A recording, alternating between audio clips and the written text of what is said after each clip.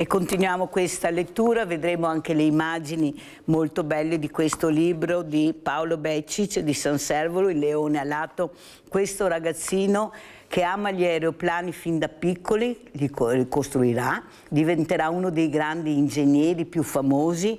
Ma perché? Perché il nonno l'ha aiutato, mentre i genitori non ne volevano sapere. Il nonno ha creduto in lui, lo aiutava, lo incitava, lo aiutava anche finanziariamente proprio per questi progetti. Ed è uscito quello che è uscito, un grande ingegnere. La comunicazione radio sempre aperta e controllo costante della strumentazione che distribuisce a tratti il riverbero del sole con dei raggi multicolor. Sono frequenti le comunicazioni a terra dove i controllori di volo identificano il velivolo, assegnano la quota da tenere e forniscono informazioni in tempo reale. In tutto questo la bellezza del volo con quel comfort e quella visibilità resa dalla grande cupola di vetro viene ben vissuta e anzi il panorama risulta migliore e si notano moltissimi particolari che un passeggero di linea normalmente non può rilevare, tanto che io leggo, guardate anche le immagini che sono bellissime. Volare sopra una cima ricoperta da residua neve in via di scioglimento, notare le orme lasciate dal passaggio di camosci, un gregge di pecore sopra una radura e i cani neri che lo contengono, il viottolo che porta ad una malga e pensare tra un'ora e mezza saranno 400 metri sopra le spiagge dell'Adriatico e inizieranno a scorgere il loro target. Si tratta di un volo lungo, dove le cime montuose sembrano presentarsi davanti a loro all'infinito. Dopo tanta concentrazione e parecchi sobbalzi in montagna, adesso il volo è lineare e per la verità là sotto non c'è molto di così interessante da guardare. Si allenta la tensione, ma non certo la concentrazione. Si scambiano finalmente un paio di impressioni e scoprono che ad entrambi non sembra neanche vero che di lì a poco si possa dissolvere il verde ed estendersi l'azzurro del mare Adriatico a perdita d'occhio. Ennesimo cambio di frequenza radio. Io mi fermo qui, presento i graditissimi ospiti. Abbiamo in presenza il dottor Oscar Miotti, psicologo e psicoterapeuta e non solo, e abbiamo anche un amico carissimo, un poeta, anche se lui non vuole definirsi così oppure un poeta alle prime armi, non è vero, è Mauro Toffolo, scrittore e poeta, che ha portato anche questo bel libro, Donne, complemento d'amore. Ecco, adesso vedremo anche la copertina dalla regia che abbiamo preparato per far capire l'importanza di questi diversamente agili, di queste persone meravigliose, pacate, amorevoli, che hanno tutto il diritto di socializzare e vedrete cosa è riuscito a fare il nostro Mauro. E ha scritto anche una poesia per Mirella, la leggo. Alla signora Mirella. L'immagine di un verso ci mostra sempre un modo piacevolmente diverso. In quello spazio breve il pensiero umano si esprime spontaneamente, quanto liberamente, permettendoci di arrivare lontano, cordialmente. Tanto grazie veramente Mauro per questa poesia delicatissima che riguarda anche il lavoro che sto facendo.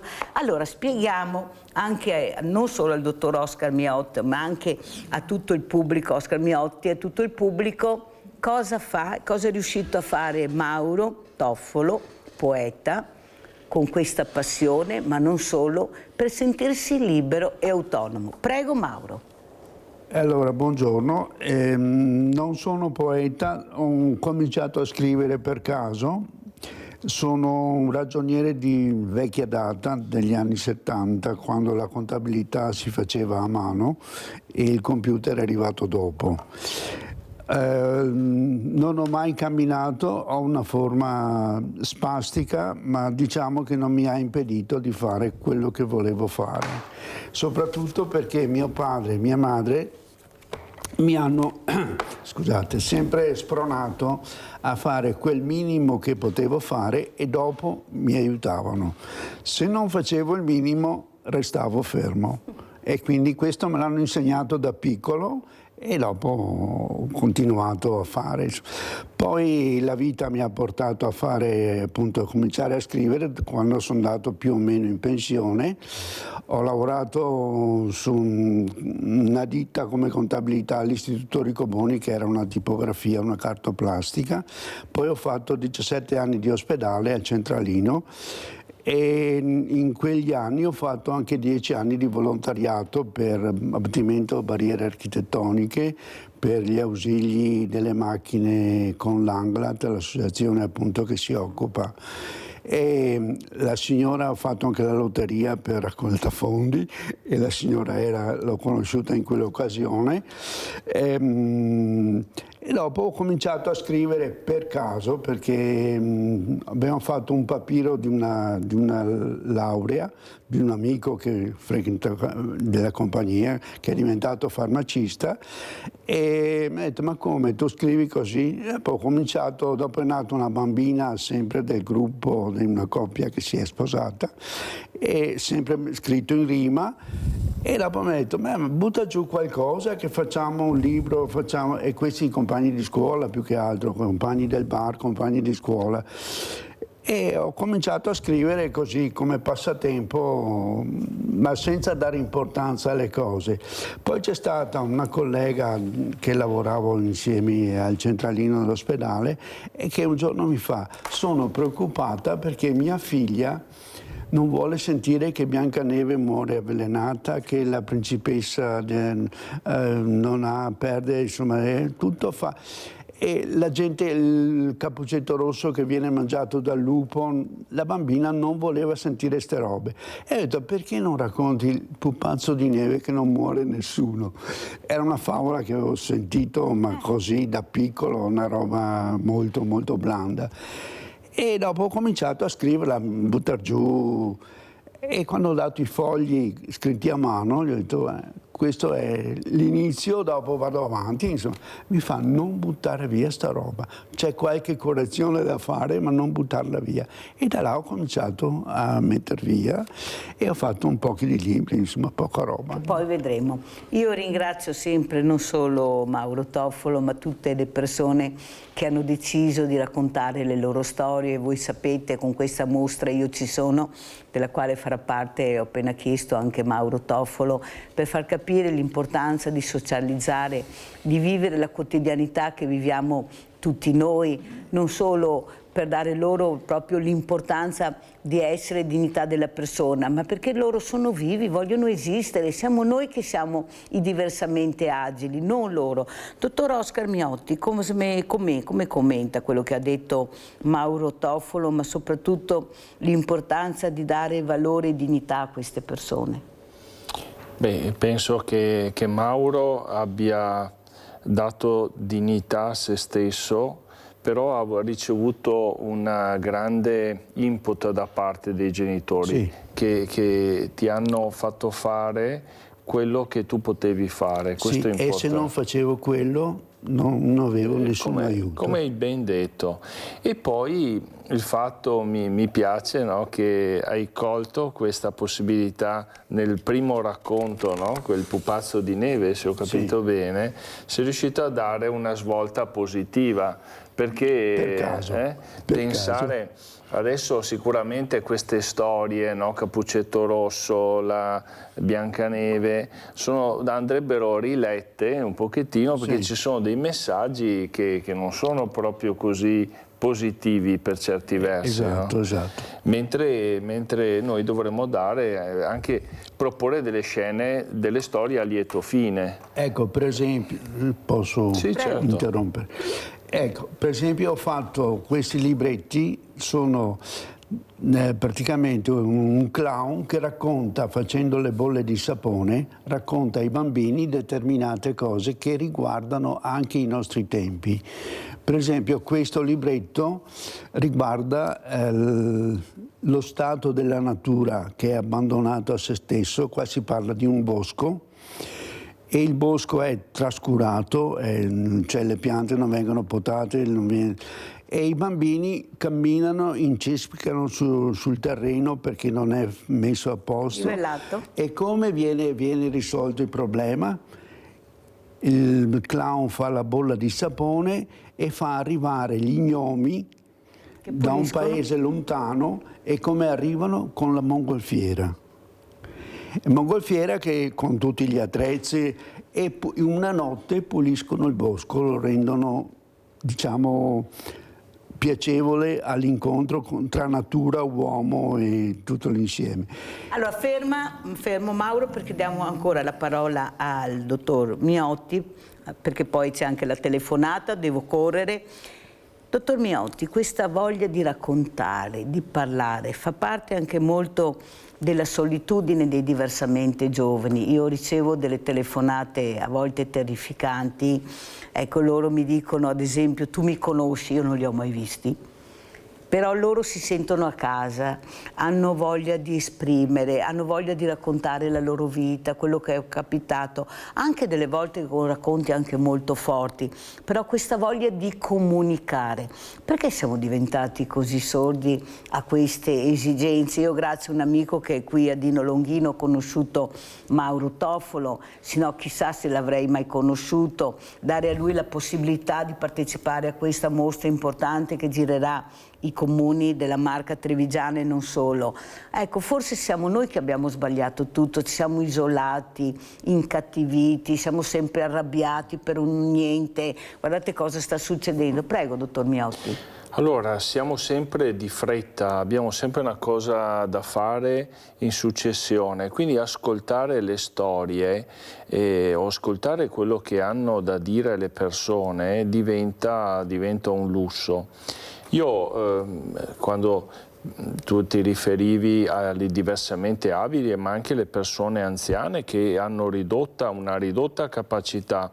Io mi ricordo le ore che passavo ad ascoltare i racconti di mio nonno, molto della guerra, e per me è stato un arricchimento. Dicevo: guarda nonno, non ti verrò a trovare tanto al cimitero dopo, preferisco venire adesso. Quindi passavo qualche domenica sera, esatto, e poi uscivo con i miei amici, però stavo là un'oretta a raccontare le storie, perché questo fa parte della vita, no? E fa parte, e c'è questa saggezza che noi abbiamo imparato, esatto, a nostre spese a volte, e che è giusto comunicare, perché qui noi non impariamo solo dai, come si dice, dai divulgatori social, no? Sono tutti quanti dei profeti, ti spiegano come gestire l'ansia da esami, segui 5 consigli. Ma facciamo a meno di dire queste cose, esatto, no? Mentre l'esperienza di come uno ha vissuto, l'esperienza di vita è un'altra cosa, perché ci credo, perché sei tu, l'esperienza sei tu. Per esempio io ho un ricordo bellissimo del nonno che aveva circa 3 o 4 anni e mi ha insegnato a contare col dito i semi del melograno 1, 2, 3 e io a casa ho il melograno. Ecco, l'importanza. Abbiamo Rinaldo da Venezia, vai Rinaldo. Ciao Mirella. Ciao. Mi voglio contare su quello che ha detto il signor Mauro, sulla tua poesia. Voglio dirti, cara Mirella, ti sei una persona buona, ti ha fatto tante belle robe per la povera gente, senza voler niente da nessuno, ti ha aiutato i poveretti e ti ha fatto del bene a tutti. Cosa poter dire della persona come te? Ti auguro che ti fossi insieme, prese me e ti saresti in te. Il mondo andaria meglio con persone come te. E dopo che dico, signor Mauro, bravo, a capire la sua età, forse manco. E insomma, io avrò una vita con le barche. Ma tempeste, alba, disgrazie, va bene. Potrei scrivere un libro di Venezia, acque alte, di tutto, va bene. Ho fatto una bella vita, adesso sono mangiato anche a me, con la salute, però non mi agno. Ringrazio anche la Mirella che mi fa compagnia, perché non cammino poco, una roba alta, con i problemi. Ma non mi lamento di quello che il Signore mi darà. Me lo tengo. Chi che ha poco bene come degli altri, non avremo da buttarci giù. Dovremo andare avanti perché la vita è vera. A Venezia si dice: a fare un chiodo ma qua. vuol dire ti dà mai andrà o è bene al mango, però la vita è più bella del mare, anche che ti dà il mare, tientelo e va avanti. E saluto tutti quelli che da mai guariti, soprattutto Romano, un amico della trasmissione, le auguro tanto bene a lui e sua mamma, e mica io tanti anni che ho fatto una vita sui mercati, sulle robe, come imparare milioni di robe. Da qui mi reda come imparare a capire la gente, immedesimarmi sui problemi della gente. Non arrivavo prima e so che io non ve lo capivo prima, potrei aver fatto qualcosa di più. Grazie Mirella e buongiorno ai tuoi ospiti. Troppo buono, grazie caro Rinaldo. Vedete, dopo le giornate terribili che passo, delle volte anche che devo frenarmi perché veramente succedono delle cose terribili, specialmente con certi politici che non sanno neanche di cosa si sta parlando quando parli di sociale. Esatto. Poi sono queste telefonate, questa grande famiglia che si è creata a Sveglia Veneta che mi dà la forza di andare avanti, dottor Miotti, perché la più cosa terribile che possa succedere a una persona come me, come Mauro e come tanti volontari è quello quando ti fai il confronto per aiutare i fragili, i deboli e ti mettono i paletti e non ti ascoltano. Ecco, ti vedono come una rivale, ti vedono come un qualcosa che veramente devono fermare. Ma stai solo cercando di fare del bene, di portare avanti l'aiuto che da sola non ce la fai, perché è inutile che se la politica non ti apre le porte non è che vai da tante parti, questo è il grande problema, perché hanno il monopolio su questo, hanno le sedi, i contributi, l'ascolto, il sociale, però si fa sempre più fatica. Io ho chiesto alla politica di mettere delle persone competenti. L'Italia è un grande paese e siamo un grandissimo popolo. Io lo dico sempre, lo dirò sempre, senza divisioni, siamo un popolo meraviglioso. Il problema è che ci hanno diviso con gli esempi negativi, con la paura, col non ascolto, con persone incompetenti sedute su certe poltrone dove veramente dovrebbero essere delle persone molto molto preparate, specialmente nel sociale, e questo ha fatto sì che la gente si allontana sempre di più, non crede. Vediamo anche le ultime elezioni, sempre meno la gente va a votare. Ma perché? Perché non ci sono gli esempi buoni? Perché devo andare a votare? Chi me lo fa fare? Che non riesco ad avere niente in cambio? Perché il problema è che i ricchi si arrangiano sempre. Qual è il problema? I prezzi aumentano, chi se ne frega. Il problema è che viene colpita la fascia media, la fascia fragile, i più deboli. Sono loro che pagano, sono loro che veramente non ce la fanno più. Per questo non essere ascoltati, non essere aiutati. Il fragile diventa sempre un problema, mai una risorsa da vedere di aiutare. Prego, dottor Miotti. Allora, io ho concluso, come tu sai, 3 anni di assessorato al sociale, poi la democrazia ha portato altre persone a Castelfranco e quindi non ci sarò nei prossimi 5 anni, però oggi venendo qui pensavo come posso anche svolgere quella parte di volontariato, quella parte sociale. Io faccio già un lavoro tutto il giorno per aiutare gli altri, ma è il mio lavoro. Poi c'è la parte invece del volontariato gratuito e quindi così sto ascoltandomi per capire dove intervenire in maniera utile. Ed è vero che chi fa il volontariato, che è mosso anche da una parte di gratificazione, perché è logico, quando faccio del bene mi fa anche star bene, ricevo, diciamo sempre, no, che noi riceviamo quando diamo qualcosa, però questo viene visto come un pericolo, come andare a usurpare una visibilità. Sembra che tu hai più visibilità, Mirella, perché sei anche qui. Non è che ho bisogno di altra visibilità, ne ho già abbastanza. Non avresti, però poi c'è quella visibilità, c'è quel fare un po' anche nascosto, dove non si suonano le trombe, e quindi sì, secondo me bisogna umanizzare questo rapporto con gli altri, perché altrimenti, se pensiamo che sia tutto legato ai like, al consenso o anche all'avanzamento delle persone che fanno una carriera nel sociale, nei servizi, che questo, per carità, se sono bravi è giusto che vadano avanti, ma poi ci sono anche gli altri che devono avere pari dignità. Sono d'accordo con te. Allora andiamo a vedere anche cos'è successo a questo ragazzo che ha ucciso questa zia.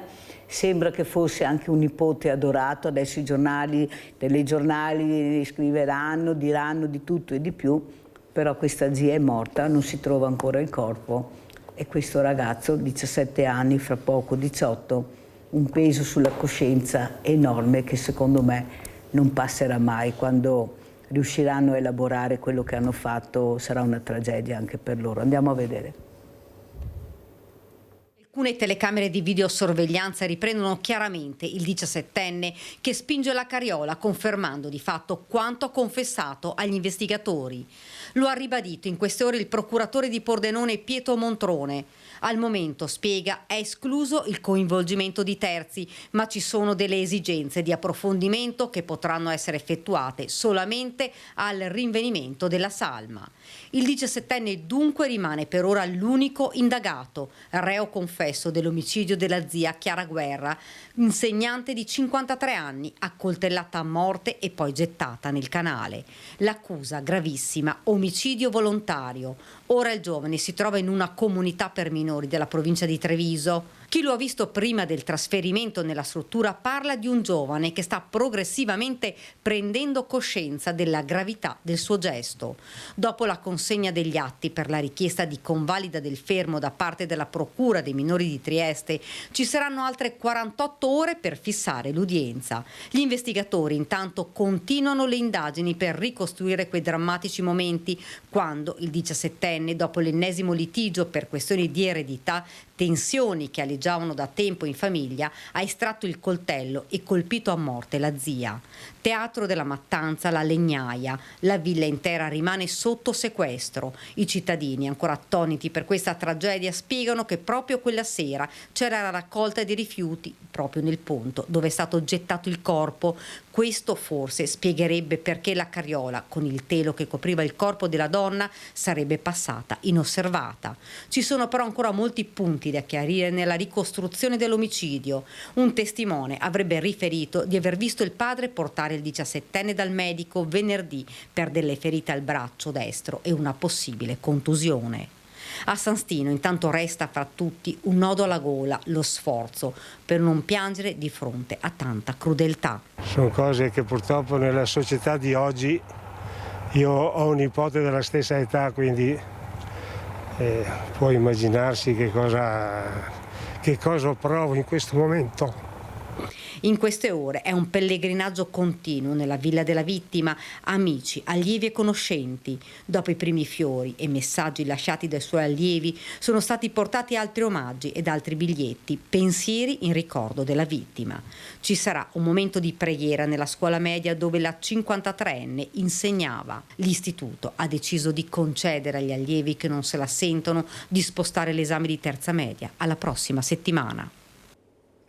Mauro Toffolo, cosa diresti a questo ragazzo e non solo a questi ragazzi che hanno tutto, hanno fisici eccezionali, una salute incredibile, hanno la vita davanti, possono fare 1000 progetti e si rovinano la vita per un qualcosa che non si riesce a capire, soldi, eredità, visibilità, verso questa zia. Questa figura anche femminile, ed ecco qua la figura femminile così martoriata, la butti in una carriola, la copri con un telo, la butti nel fiume. Cosa diresti, Mauro, tu che sei così mite e gentile? Non c'è il senso dell'umanità, di quello che io ho imparato. Per esempio a scuola dicevano una volta, abbiamo fatto il nozionismo, imparavamo le poesie a memoria. In realtà la memoria, io ho una memoria di ferro, perché? Perché l'ho esercitata, perché l'ho fatta. E quando ho trovato la difficoltà, ho cercato di superarla e l'ho superata bene o male, ma comunque sono andato avanti. Ho avuto battute d'arresto non indifferenti perché è mancata anche mia sorella e tutta una serie di cose. Però a questi giovani devo dire che dovrebbero pensare, prima di agire bisogna pensare, meditare e cercare anche di avere un senso logico, che questo manca completamente. Proprio cioè tutto è, ma sì, tanto va bene. Per esempio è venuto un amico che faceva il liceo con il nipote laureato in economia e mi ha detto: Mauro, mi serve fare recupero crediti della ditta dove che lavorava il giovane. Lavora, non so se lavora ancora. E mi ha presentato un'email con 22 righe, 16 errori di ortografia. Cioè, una cosa inconcepibile per me. Però, ma sì, tanto il senso che sei. No, il senso c'è. Non è vero, cioè bisogna anche presentarsi in un certo modo, anche uno che fa laureato in economia non può presentare una cosa del genere, cioè è indicibile, fuori luogo. Ma tutto va bene, ma sì dai, tanto dopo cambiamo, butta via che tanto... È il contenuto che è importante. Sì, che dopo non è neanche il contenuto, perché c'erano anche ripetizioni.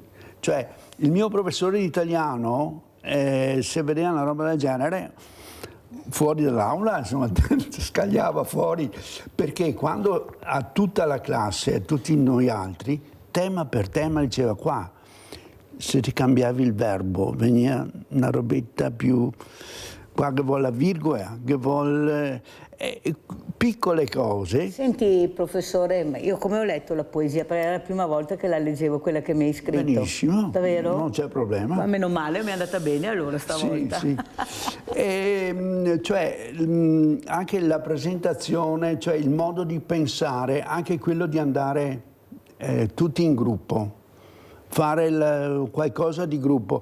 Le berichinate le ho fatte anch'io, anche se non camminavo, anzi forse ero il promotore della berichinata, però era per divertirci, non per far del male o per far... cioè, fermo quello perché... Va bene, qualcosa di diverso, però non del far del male. Esatto. Dottor Miotti, come spiega allora quello che ha detto Mauro e soprattutto questi esempi che cominciano a diventare pericolosi di ragazzini che uccidono il padre, feriscono i genitori, i nonni, non ne parliamo, adesso la zia, cosa sta succedendo? Eppure sono famiglie al di sopra di ogni sospetto, con educazione, con modo di vivere anche questa maschera del bravo ragazzo, e sono tutti bravi ragazzi, non so, tutti bravi ragazzi, poi alla fine invece si toglie la maschera e viene fuori questa rabbia, questa terribile cattiveria, perché infierire in quella maniera e poi mettere questo corpo che è di un familiare del tuo sangue su una carriola e buttarla su un fiume, e quanti esempi negativi abbiamo avuto. Prego, dottor Miotti. Sì, ma ha colpito questo evento, questo delitto, come proprio per, anche mi chiedevo, ma quelli che hanno visto questa carriola, perché si sarà notato uno che va con la carriola a portare i rifiuti, però giustamente è stato spiegato perché, no? Fatalità quel giorno. Sì. Ecco, non è un bravo ragazzo, un poveraccio, non è che possiamo dire che è un bravo ragazzo, e forse non è il solo, perché questo odio verso la zia. Io non sono abituato a commentare perché bisogna sapere le cose direttamente, però mi viene da dire molto semplicemente che qua chissà quanto è stato detto di questa zia che forse era vista come qualcuna che portava via qualcosa, ma era vero che portava via qualcosa, oppure anche questa illusione di avere dei soldi facili dove tu non lavori, non costruisci mattone per mattone, no? Hai i soldi facili di un'eredità e ti sembra che dividerli con la zia sia una perdita per te.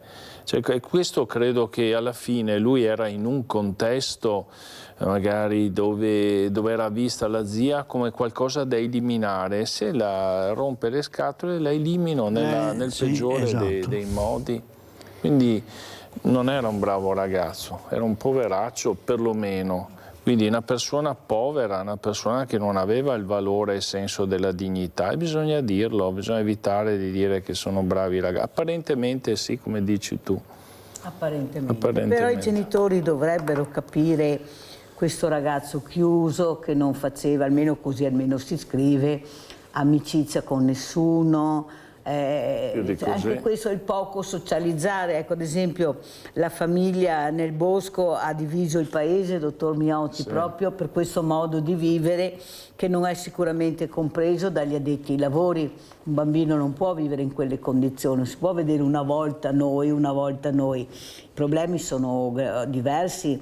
Abbiamo visto super esperti che hanno analizzato questo caso, ma alla fine i bambini non sono tornati ancora alla famiglia. Ecco, eppure l'opinione pubblica era a favore di riconsegnare i bambini ai genitori.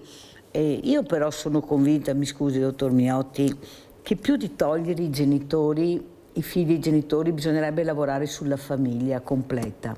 Io non sono per togliere i bambini, io sono per lavorare con i genitori, esatto, e i bambini assieme, non togliere, perché il trauma che hanno subito questi bambini non passerà mai. Mai, esatto. Già problemi hanno loro di socializzare, pensate con questo, io capisco tutto, ma perché non lavorare sulla famiglia? Tutti i giorni i genitori vanno a scuola, ecco, per far capire l'importanza di educare, di educazione per i figli. Cosa dice, dottor Miotti? No, sono io che sbaglio? No, hai ragione perfettamente. In questo caso io avrei preso tutta la famiglia e dire: guardate, voi non state portando i figli a scuola. Mi colpiva questa settimana, sono stato a un aggiornamento a Milano con uno dei più grandi esperti dell'EMDR, la teoria del trauma, André Litz, il quale diceva che noi diventiamo umani, cioè si diventa umani se si è allevati da altri umani. Allora, è chiaro che se ci sono degli umani che vivono in mezzo alla foresta, diciamo che siamo più verso le scimmiette, ma per carità uno può anche decidere di fare le scimmiette. Dobbiamo far capire che forse conviene per un'integrazione che questi ragazzi fossero in un contesto più sociale. Quindi giustamente io lavoro con la famiglia, sono rimasto colpito in questo periodo da una signora che aveva delle difficoltà, lasciata, una ragazza giovane, 22 anni, lasciata durante la gravidanza dal fidanzato. Lei è andata un po' in crisi, è andata in psichiatria 2 o 3 volte a chiedere una mano, mai ricoverata. Quando è nato il bambino le è stato tolto per 40 giorni. Io non voglio entrare nel merito, però voglio dire, si doveva aiutare la mamma con il bambino, come dici tu, aiuti il nucleo.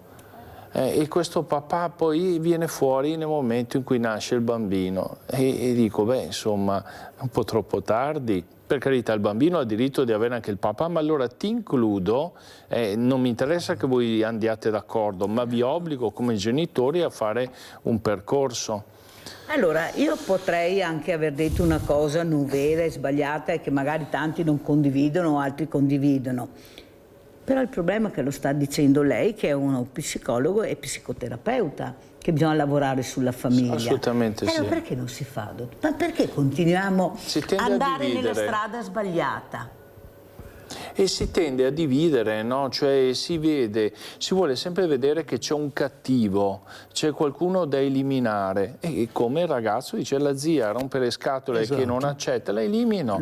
Allora questa forma di eliminare, tolgo il bambino al genitore, per carità, ci sono dei genitori che sono in grossa difficoltà, l'alcolista attivo che produce danni, che mena, che veramente, però allora prima recupero l'alcolista, ma poi ci deve essere una messa insieme. Guarda Mirella, anche la questione del maltrattante, l'uomo maltrattante, io capisco, in emergenza, via, bisogna salvare questa donna, ma poi c'è un papà, molto spesso sono uomini purtroppo, e lo dico per la mia categoria, e questi uomini maltrattanti però hanno dei figli e prima o poi dovranno avere un rapporto con questi figli. Allora bisogna pensare di lavorare. Io vorrò fare qualcosa in questo senso. Perché sarà utile, dottor Miotti, perché con gli esempi che abbiamo ne vediamo mica fuori, se non cominciamo ad ascoltare i primi segnali, perché questi ragazzi i segnali li mandano. Sì. Quando vedi un ragazzino che non partecipa ai giochi, che non socializza, che fa fatica, lo devi aiutare. Non lo devi chiudere in casa o portare subito, cioè devi capire come fare, farti aiutare anche dagli insegnanti, capire a scuola come fa. Ma c'è il genitore, non tutti, ce ne sono di bravo, ma sono lontani 1000 miglia da queste cose qua. È vero, vero. Non riescono a capire l'importanza dell'ascolto. Questo bambino che dà i segnali fin da piccolo, che ha bisogno di essere aiutato per socializzare, per giocare. E no, cosa fanno? Oltre a questi problemi gli danno quel maledetto giochino, già pronto tutto, e lui comincia a isolarsi sempre di più e l'unica cosa che ha che lo intriga è questo gioco che diventa pericolosissimo. Abbiamo Daniele da Vedelago. Daniele, scusa, ma non avevo sentito che mi era passata la telefonata. Vai Daniele. Buongiorno. Niente, che tenga due ragazze che sono scomparse da casa della famiglia e non è buono trovarle. Esatto. Comunque vi voglio parlare un'altra cosa adesso. Voglio dire che mia mamma, quando ero piccolo, stava fatto un intervento all'Anca a Merano. Dopo 30 anni avevo preso ancora all'Anca. Siamo andati a Campo San Piero e mi arriva a casa mia mamma con la gamba storta. La dottoressa si è messa mansi i capelli e ha detto: cosa hai fatto là a Campo San Piero?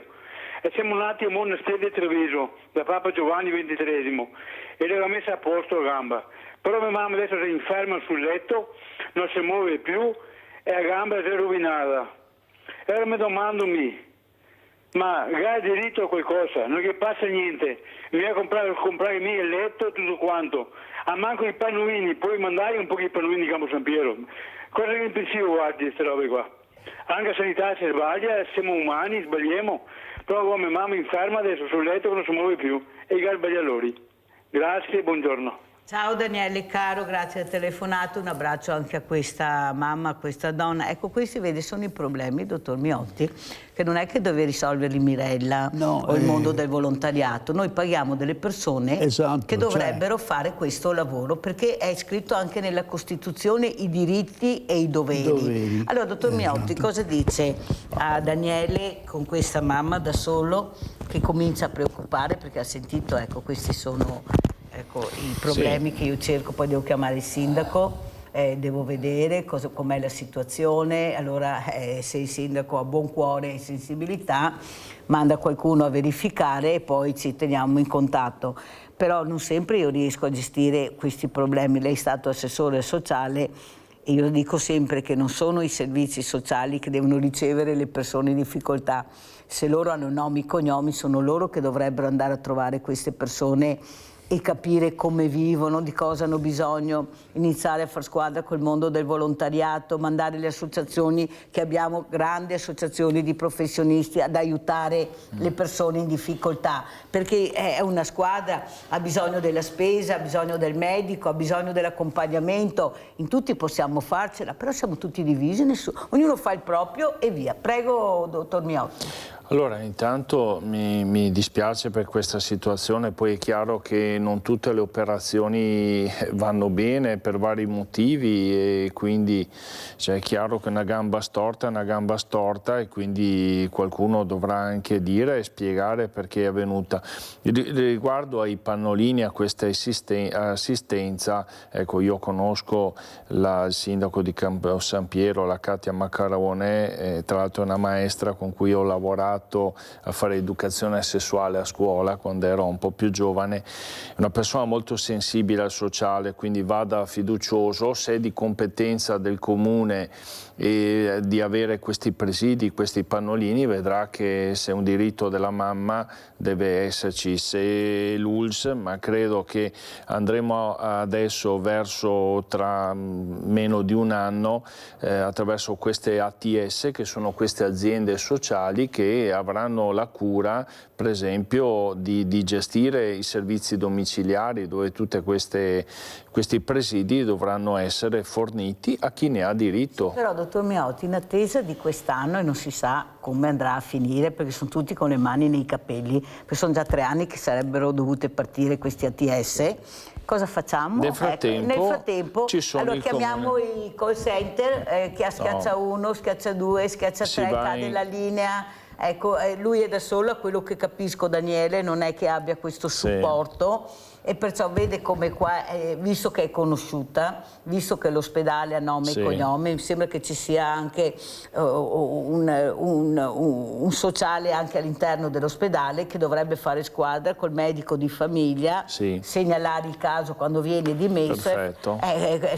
Ma non viene fatto, dottor Miotti, è il problema grande. Sì, qua con appunto il medico di base segnala la gravità della situazione, e poi o i servizi, cioè chi è dentro l'ULSS, oppure il sociale, che è il sociale del comune di Campo San Piero, si prende carico di questa situazione, e i pannolini vengono forniti, e questo lo so per certo. A Castelfranco capitava, figurarsi se non capita a Campo San Piero. Però bisogna attivare il percorso giusto. Io giusto. Faccio un appello, insomma, chi ascolta da Campo San Piero, che conosce la Katia Maccarone, questa cosa deve essere fatta al più presto.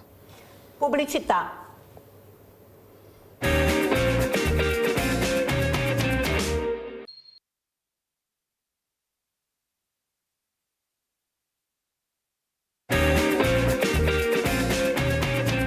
Siamo con Mauro Toffolo, scrittore poeta, o poeta scrittore, poi vedremo, e anche assieme al dottor Oscar Miotti, psicologo e psicoterapeuta.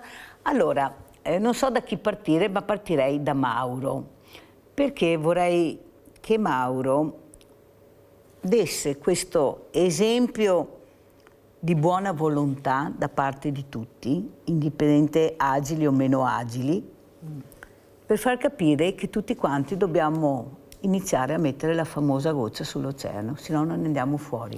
Ognuno deve iniziare a mettere la goccia nell'oceano, se no la comunità non avrà benefici. Prego Mauro. Esatto, allora forse non tutti sanno, ci sono diverse associazioni previste per legge, la LANIMIC, l'AIAS, l'Associazione dei Ciechi, e ognuna dovrebbe indirizzare le persone che hanno bisogno con la normativa vigente, con le leggi vigenti, perché le hanno, e soprattutto invece le cose sono talmente cambiate che l'associazione Roma non risponde, risponde al segretario e il presidente è occupato.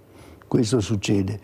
A me capitava, per esempio, quando ero all'Anglat, che è l'associazione che si occupa di abbattimento barriere architettoniche e dei kit per le macchine attrezzate, per guidare, per esempio, solo con le mani, che no, mio figlio BMW, perché invece che vuole la macchinetta piccola, perché da imparare a guidare, cioè avere il senso dello spazio, della velocità, di quello che può essere la difficoltà che c'è per la strada, perché la strada non è nostra perché guidiamo, è di tutti, quindi deve essere pronto, ma anche per parcheggiare, avere la macchina piccola, deve perlomeno avere l'idea, dopo può passare alla BMW, alla Mercedes, a qualsiasi altra macchina, e soprattutto deve capire se c'è lo spazio carrozzina, se riesce con le gambe a deambulare, cioè tutto deve essere, i genitori, mamma e fiol, se non faccio mi. Quando venivano, per esempio, lasci parlare il ragazzo, no, io sono timido, allora faccia un piacere, vado a fumare una sigaretta fuori, e io parlavo con il ragazzo.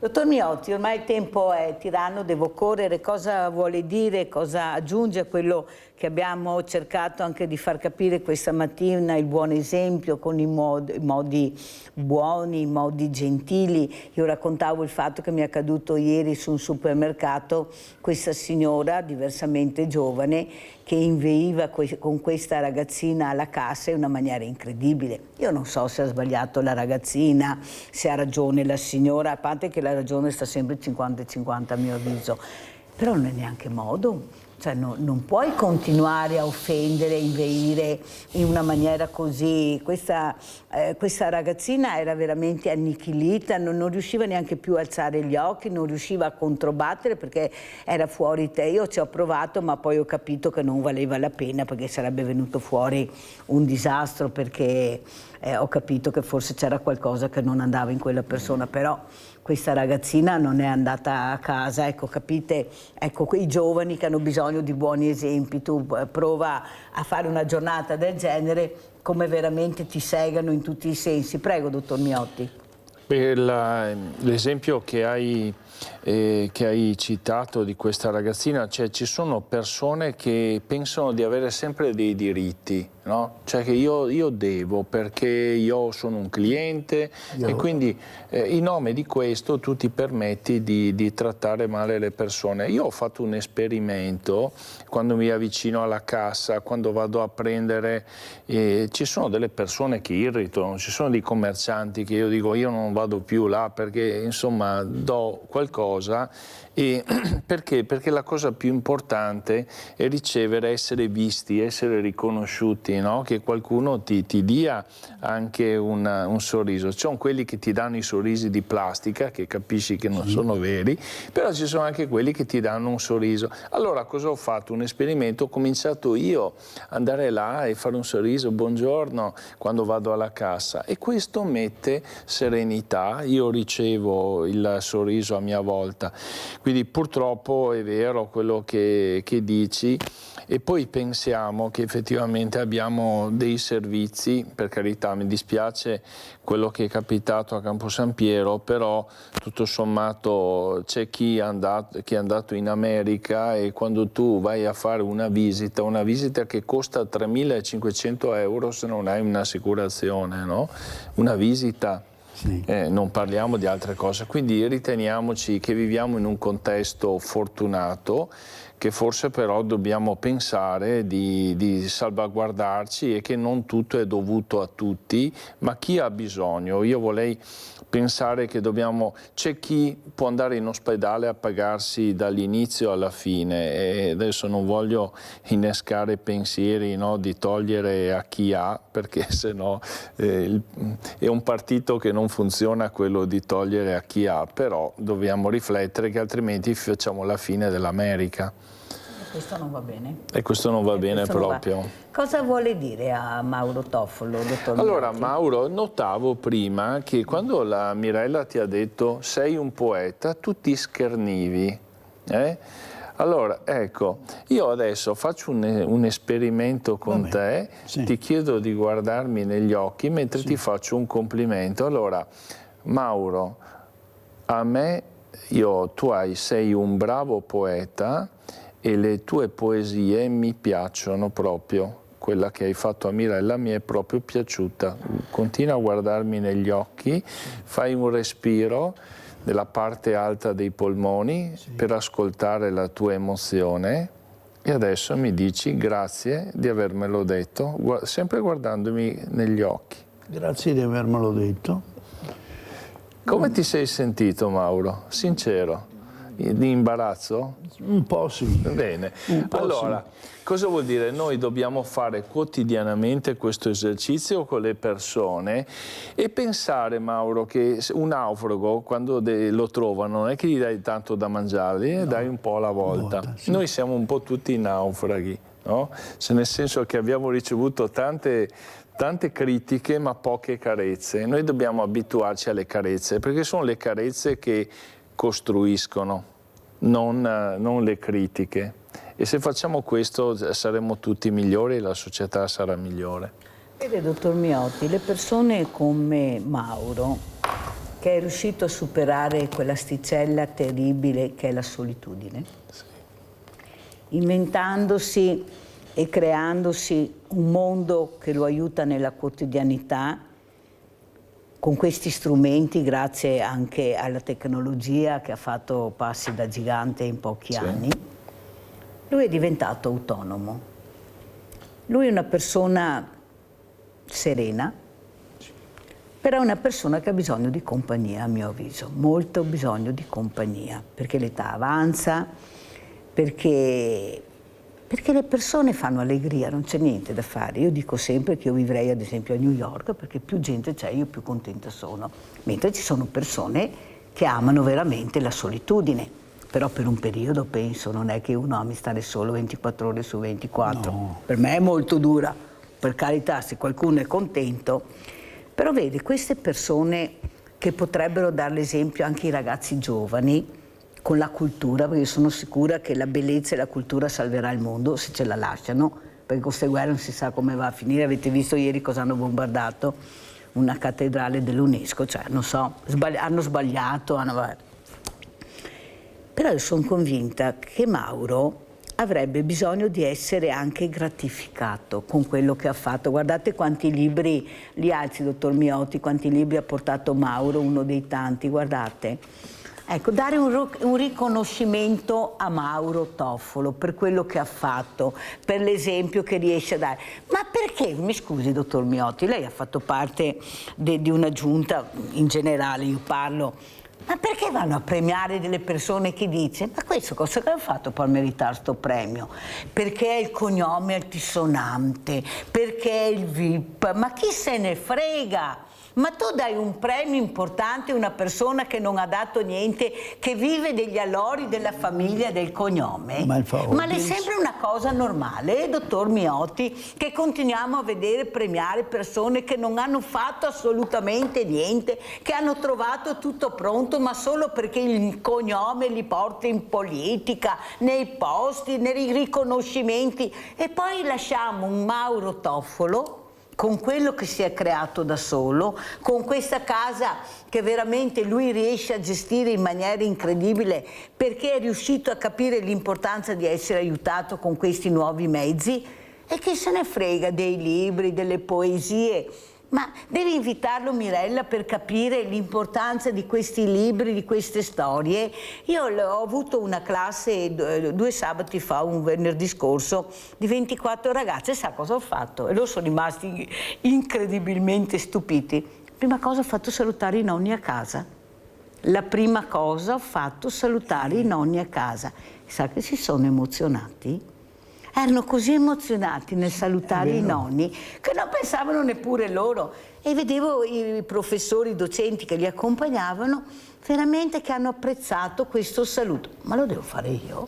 Cioè sono io che devo ricordare a questi ragazzi che hanno i nonni, che magari hanno piacere di vederli, magari nel telefonino abbiamo raggiunto quasi le 600 visualizzazioni. Cioè non è poco, vuol dire che i ragazzi sono andati a casa, poi alla sera o il giorno dopo hanno guardato la trasmissione e si sono rivisti e riascoltati. Ma lo devo fare io? Cioè pensate, quasi 600 visualizzazioni per vedersi, per vedere la trasmissione. Ma allora, dottor Miotti, cosa sta succedendo? Sì, è vero che premiare le persone comuni che però nel caso di Mauro siamo le persone straordinarie, perché sei riuscito a superare questa difficoltà con la tua creatività, e quindi questo ti va dato atto. E non so a cosa si riferisca, a chi si riferisca Mirella di questi premiati con i cognomi, ma posso immaginare. Ah beh, sì, sono stati scritti su tutti i giornali, perciò non è mica basta cercarli e vedere. Dopo mi dirai. Sì, effettivamente questi sono gli esempi, che sono degli esempi ordinari e che noi dobbiamo imparare a raccontare. Tu questo lavoro lo fai, di raccontare queste storie, quindi io mi raccomando continua a farlo, perché questo fa un gran bene. Diego da Casier, poi continuiamo, vai Diego.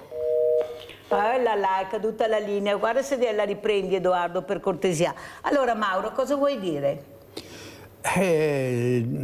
Devo dire che il mondo sta cambiando molto rapidamente, troppo. Non c'è il tempo appunto di pensare, di riflettere, di poter scegliere soprattutto.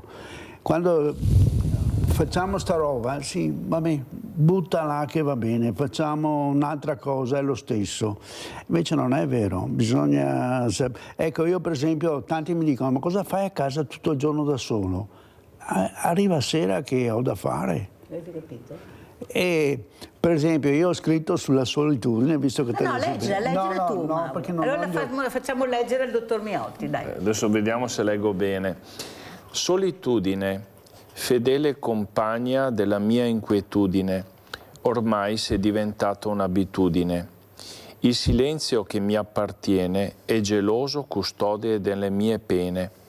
Solo interiormente non ho perduto la gaiezza della prima giovinezza ed il mio spirito è eloquente, ma a nessuno importa niente.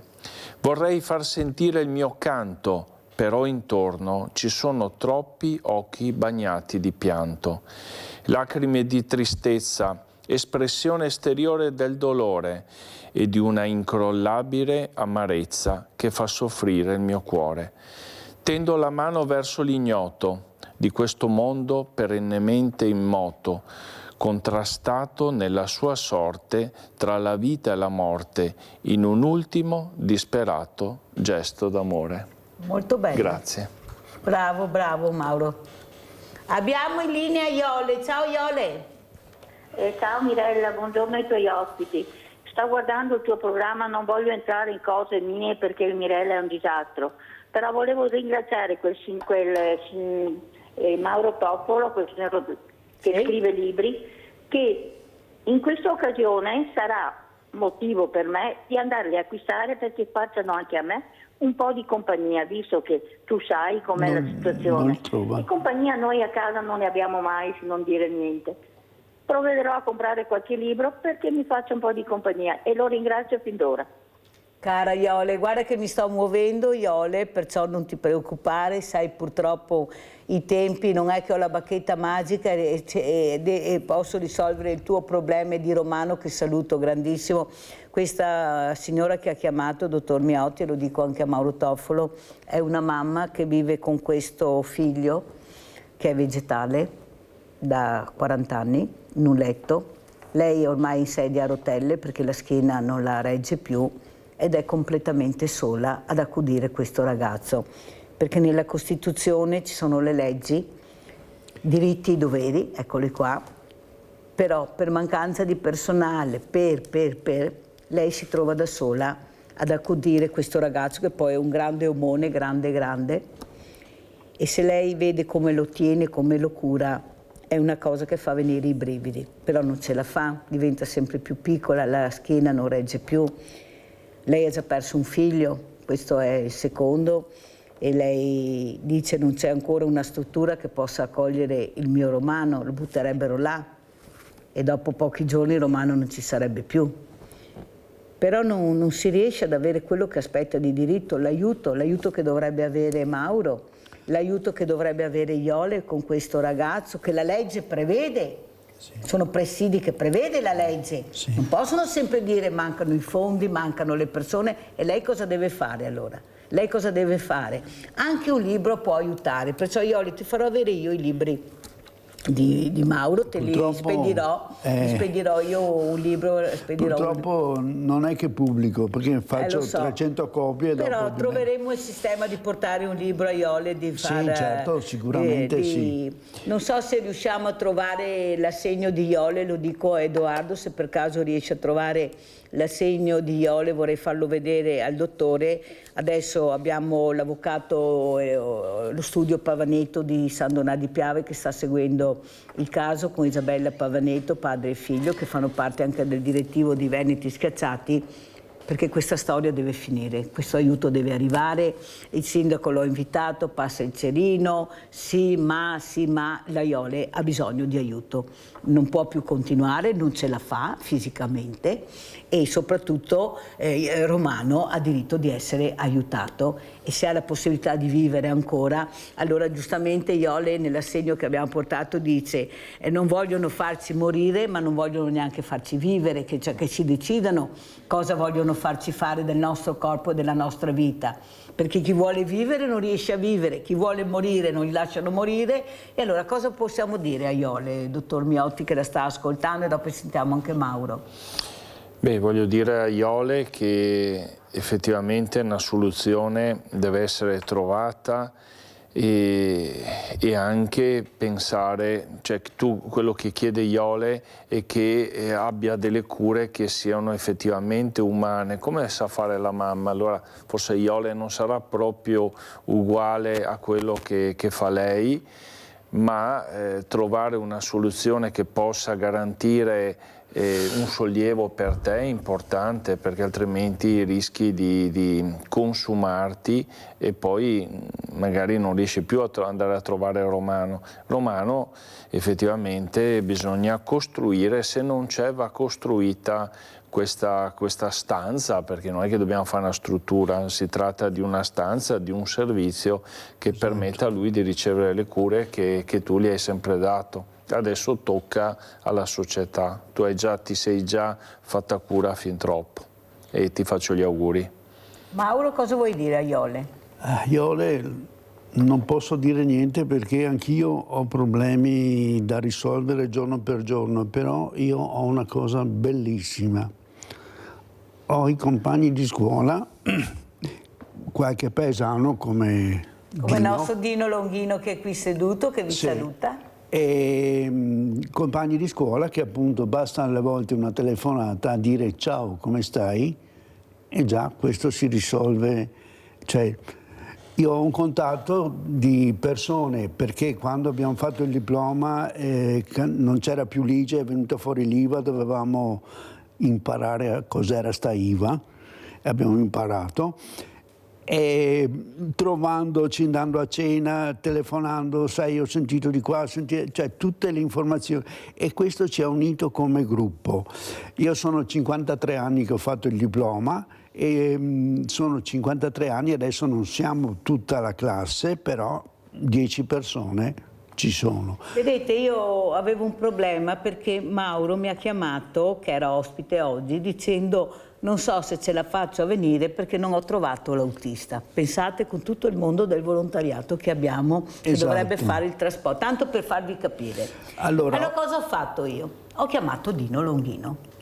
Ho detto: Dino, ho questo problema, nel senso che avrei Mauro ospite, però giustamente non riesco a trovare qualcuno che lo accompagni. E sapete, Dino Longhino, nonostante avesse già un impegno che non poteva accompagnare Mauro, ha detto: non ti preoccupare Mirella, ci penso io. E qui questa mattina ha accompagnato Mauro. Sì. Capite cos'è l'amicizia, la vera amicizia? Non ho il problema, ma Mauro è più grande del mio problema, ho più piacere di risolvere il problema di Mauro che il mio problema.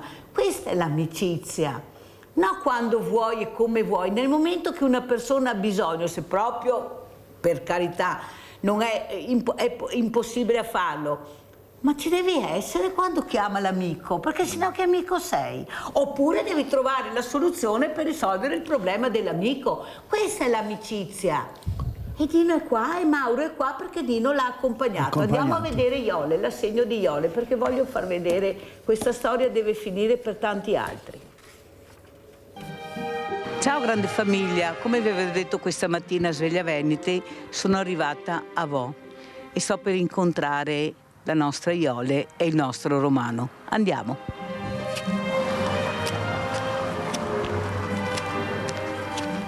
Ecco qua Iole cara, ciao Iole cara. Hai visto, invece sono arrivata con Fabio dall'alto, stai qua, ciao cara. Come va? Dai. Buongiorno. Tutto bene? Bene, diciamo bene, cosa vuoi? Non si può dire che stiamo male. È che purtroppo, come ti ho detto, la situazione è quel che è. Questa sarebbe, Iole, la casa della canonica? Sì. È la casa che mi ha dato mi ha aiutato Don Mario, una signora del volontariato della chiesa, la Fiorella. È inutile che dica sempre lei non vuole, però io dico che è lei. E il mio angelo custode è la Fiorella. Don Mario adesso non c'è più, c'è un altro, c'è Don Massimo. Ma in ogni caso la casa è della curia, insomma. Permesso. Prego, prego. Mirella. Ecco qua, Romano. Ecco qua, Romano. Ciao, Romano. Ciao, Romano caro. Romano sta bene ed è sano. Il mio problema è gestirlo in questa maniera e fare in modo che mi aiutino a tenerlo in vita, perché qua ormai non si capisce più niente. Chi vuole morire non lo lasciano morire, chi vuole vivere non lo aiutano a vivere. Come si fa? C'è qualcosa che non funziona? Per me sì. Mamma Iole, questo ragazzo che per te rimane sempre il tuo ragazzo, il tuo bambino, ha bisogno di tanto aiuto, nel senso che bisogna alzarlo. Romano è un omone, come vedete, non è un uomo. Sarà 100 kg più o meno. 1,85 m per 100 kg. E voi vedete Romano, bello, pulito, guardate. E Iole in carrozzina. Allora, se Iole non viene supportata da questi aiuti che dovrebbero essere, vuol dire persone fisiche che alzano Romano, vedete, lo girano, lo puliscono. Mi spiegate? Vai, Iole. Quando si tratta di fare l'igiene personale del corpo, la parte superiore, diciamo lavarlo, facciamo la spugnatura, lo fa l'operatore. Per quanto riguarda quando ci sono cose come farlo scaricare, roba mi arrangio io, lo lavo io. E non mi sembra di chiedere alla luna, io vorrei solo due operatori che mi aiutassero alla mattina. Per il pomeriggio mi arrangio con il ragazzo che ho. La mattina è la copertura della mattina, basta 1 ora e mezza, 2 di mattina. Ma tutti i giorni però, non un giorno no perché c'è una cosa, l'altro giorno no perché c'è un'altra. Ecco, lasciamo fuori la domenica, ma inizialmente si faceva anche il sabato. Senti Iole, io mi sono seduta, questo è il tuo letto. Hai fatto bene. Perciò sì. Tu sei qua 24 ore su 24 con Romano.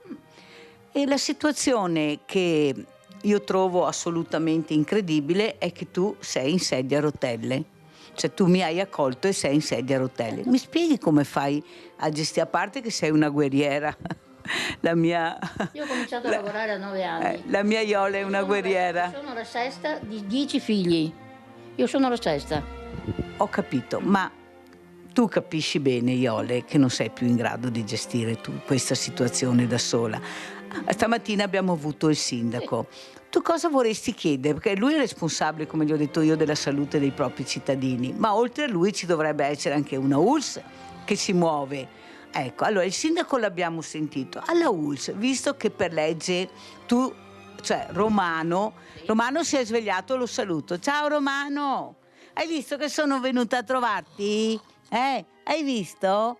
Mi hai sentito che hai aperto gli occhi? Ciao Romano. Che sonno profondo stavi facendo? Che sonno profondo, Romano. Ti trovo bene, sai? Certo che questa mamma è proprio brava, eh? Ascolta, cosa vorresti chiedere? Che ci sei tu, sai? Sì. Sempre così. Niente, come ti dico, io non voglio la luna. Guarda Mirella, l'ASL mi sta aiutando con dei contributi che io uso per pagare Sharif e ho usato finora per pagare la signora. È una parte, perché non bastano. Adesso il prossimo mese, questo mese, c'è anche l'INPS da pagare. Quindi tu capirai che ci vuole perlomeno 1.000 euro a testa più l'INPS, perché fanno solo delle ore. Non è che stanno qua tutto il giorno, perché se facessero tutto il giorno svenerebbe uno che ne ha tanti. Noi purtroppo abbiamo solo la pensione. Ma io non voglio la luna, come ti ho detto, mi basterebbe solo che mi aiutassero a gestire le 2 ore della mattina. Quanti anni ha Romano? 50 domani. Domani è il suo compleanno. Hai visto, Romano, che sono arrivata a farti gli auguri? Hai visto che sono arrivata? Ha 50 anni e sono 23 anni che si è fatto male. 20, esattamente, lui all'8 di settembre, sono 23 anni che è a casa. 20... Allora, ma noi abbiamo i problemi, la Minetti, Vanacci, Putin, Trump, abbiamo questi problemi noi. Ma vi sembra che siano questi i problemi? L'editoria, avete sentito quel caos sui libri? Ma sono questi i problemi che abbiamo noi secondo qualcuno? O sono questi i problemi da risolvere i diversamente giovani che non sono ascoltati, i giovani buttati là che stanno andando fuori di testa, che gira tanta di quella droga che voi non avete idea quanto fumo giri? E sono questi i problemi che sentiamo? La politica, le guerre. Dottor Miotti, cosa vuole dire? Ha visto il servizio? Ma sì. Questo a costo di mandarlo in onda tutti i giorni, ma devo venirne fuori? Qui qualcuno deve rispondere, perché Iole ha i diritti, non ha i doveri, Iole ha anche i diritti. Il dovere è accudire il figlio, ma il diritto di essere aiutata però è scritto. Qui qualcuno veramente deve capire che se ha sbagliato qualcuno deve pagare, perché me l'ha detto anche il medico di famiglia che lei ha il diritto di avere queste persone, e se non ci sono non è un problema di Iole, perché sono in ferie, perché stanno male, qualcuno deve provvedere. Prego, dottor Miotti.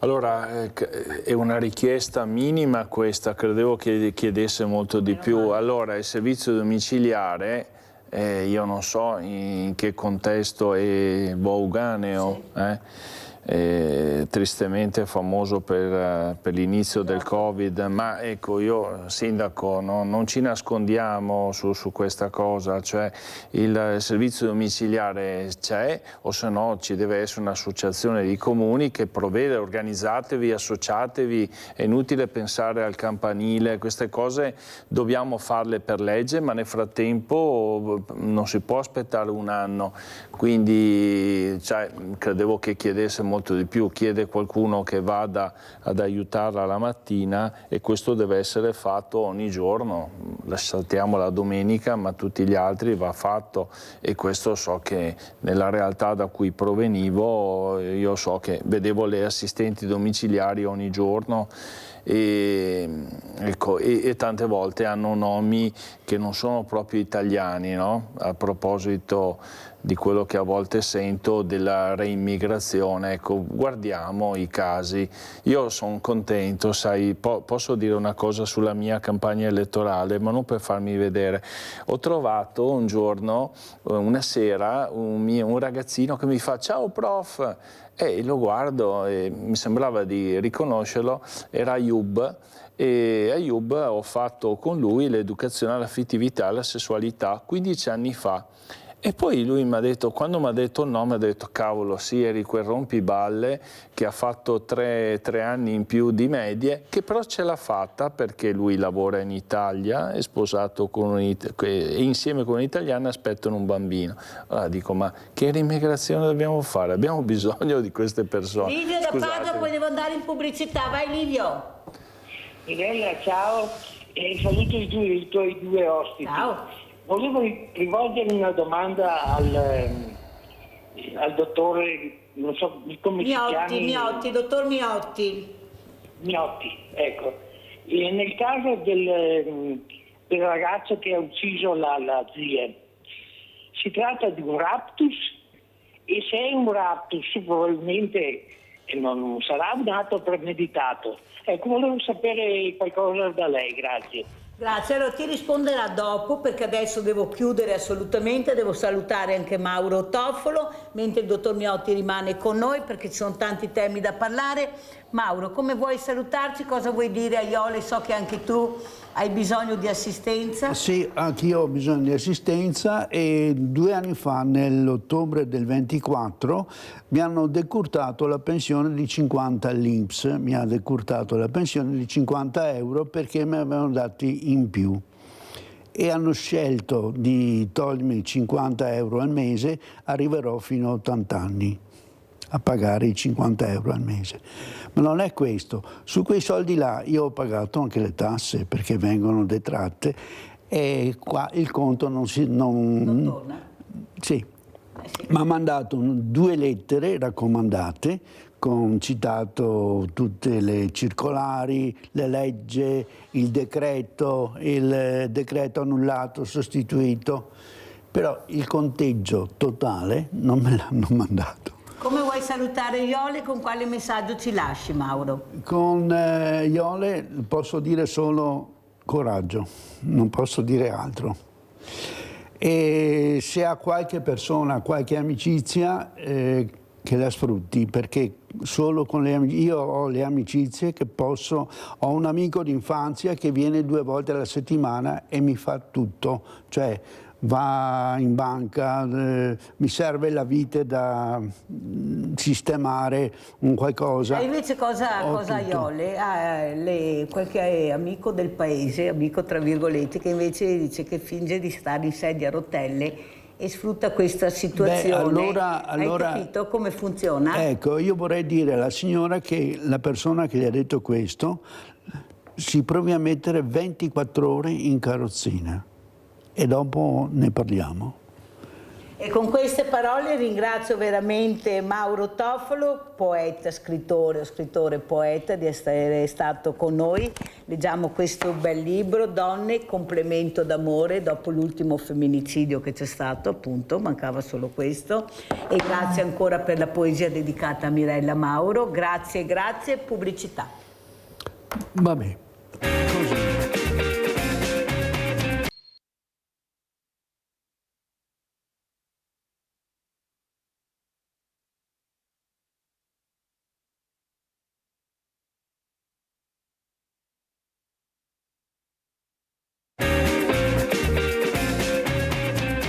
Presento un altro gradito ospite, abbiamo Antonio Verlezza, è un imprenditore. Perché? Perché voglio mandare messaggi positivi, messaggi che fanno capire l'importanza di essere giovani, ma credere nei giovani, nella comunità, nella cultura soprattutto, nell'arte, e questo ha fatto Antonio Verlezza. Ringrazio ancora il dottor Oscar Miotti di essere rimasto con noi, dobbiamo rispondere anche al nostro Livio da Padova che ha chiesto lumi su quello che è successo, però prima volevo presentare l'ospite. Allora Antonio, questa idea di aprire questo locale, non solo bar, ma farlo respirare di cultura, di bellezza, di arte, come ti è venuta? Allora, quello è per dare un input in più, no? E noi siamo partiti perché gestiamo delle caffetterie, però avevamo il dovere di portare quello che è l'arte un pochino a 360 gradi nelle nostre caffetterie. Infatti uno dei nostri motti è arte, moda, musica e gastronomia, 4 concetti, un'unica espressione creativa. Quindi noi cosa facciamo? Diamo l'opportunità a vari artisti di poter esporre le loro opere gratuitamente, diventando promotori, gratuitamente, no, è meglio sottolinearlo, diventando promotori dell'arte, quindi dando lo spazio a chi vive di arte e, come dicevo, diventando promotori e offrendo quindi uno spazio in più e dando uno spazio e voce a chi non ne ha. E in più tutto questo circondato da tutti i nostri prodotti, da quello che prepariamo e quello che facciamo ogni giorno per tutti i nostri clienti. Senti Antonio, tu sei diventato papà da pochi giorni. Sì. L'importanza di questa figura che nonostante i tempi molto ristretti deve essere presente. Il bambino sta crescendo, ha bisogno di questa figura, dell'accompagnamento. Come riesci a gestire? Cosa vuoi dare tu a tuo figlio? Allora, da che è nato mio figlio è cambiato tutto. Inizialmente non si è mai pronti, no, a questa avventura qua. Infatti la visione si è amplificata poi dopo, ecco perché da una caffetteria abbiamo cercato di mettere più pane a tavola facendo più locali, quindi abbiamo fatto un'altra apertura in via Municipio, a pochi passi dal comune, e prossimamente apriremo a Doston di Casir. Quindi l'espansione dell'arte, diciamo un pochino come cresce la famiglia, ho cercato di fare la stessa roba nel lavoro. E cosa è successo? È un impegno grande. Oggi gestire una famiglia non è più facile come una volta. Infatti mia mamma è a casa in questi giorni qua, che io sono casertano, quindi è venuta a trovarmi. Neanche si sente, eh? No, non si sente proprio, guarda. E ci si parlava di come si gestiva la famiglia una volta e come si gestisce oggi una famiglia. I costi rispetto a una volta sono completamente cambiati, no? E le famiglie diventano sempre più piccole, una volta si contava più sul vicinato, sulla zia, il nonno, chi più avevi vicino. Mentre le famiglie di oggi sono non costrette, ma devono riorganizzarsi, un po' con l'asilo nido, qualche babysitter, quindi tu per quanto possa essere bravo nel lavoro devi cercare di dare lo spazio e il giusto tempo un po' a tutti quanti, soprattutto a un figlio che ne merita tantissimo. Infatti sto cercando di riorganizzarmi al meglio, non è facile ma si fa il meglio che si può.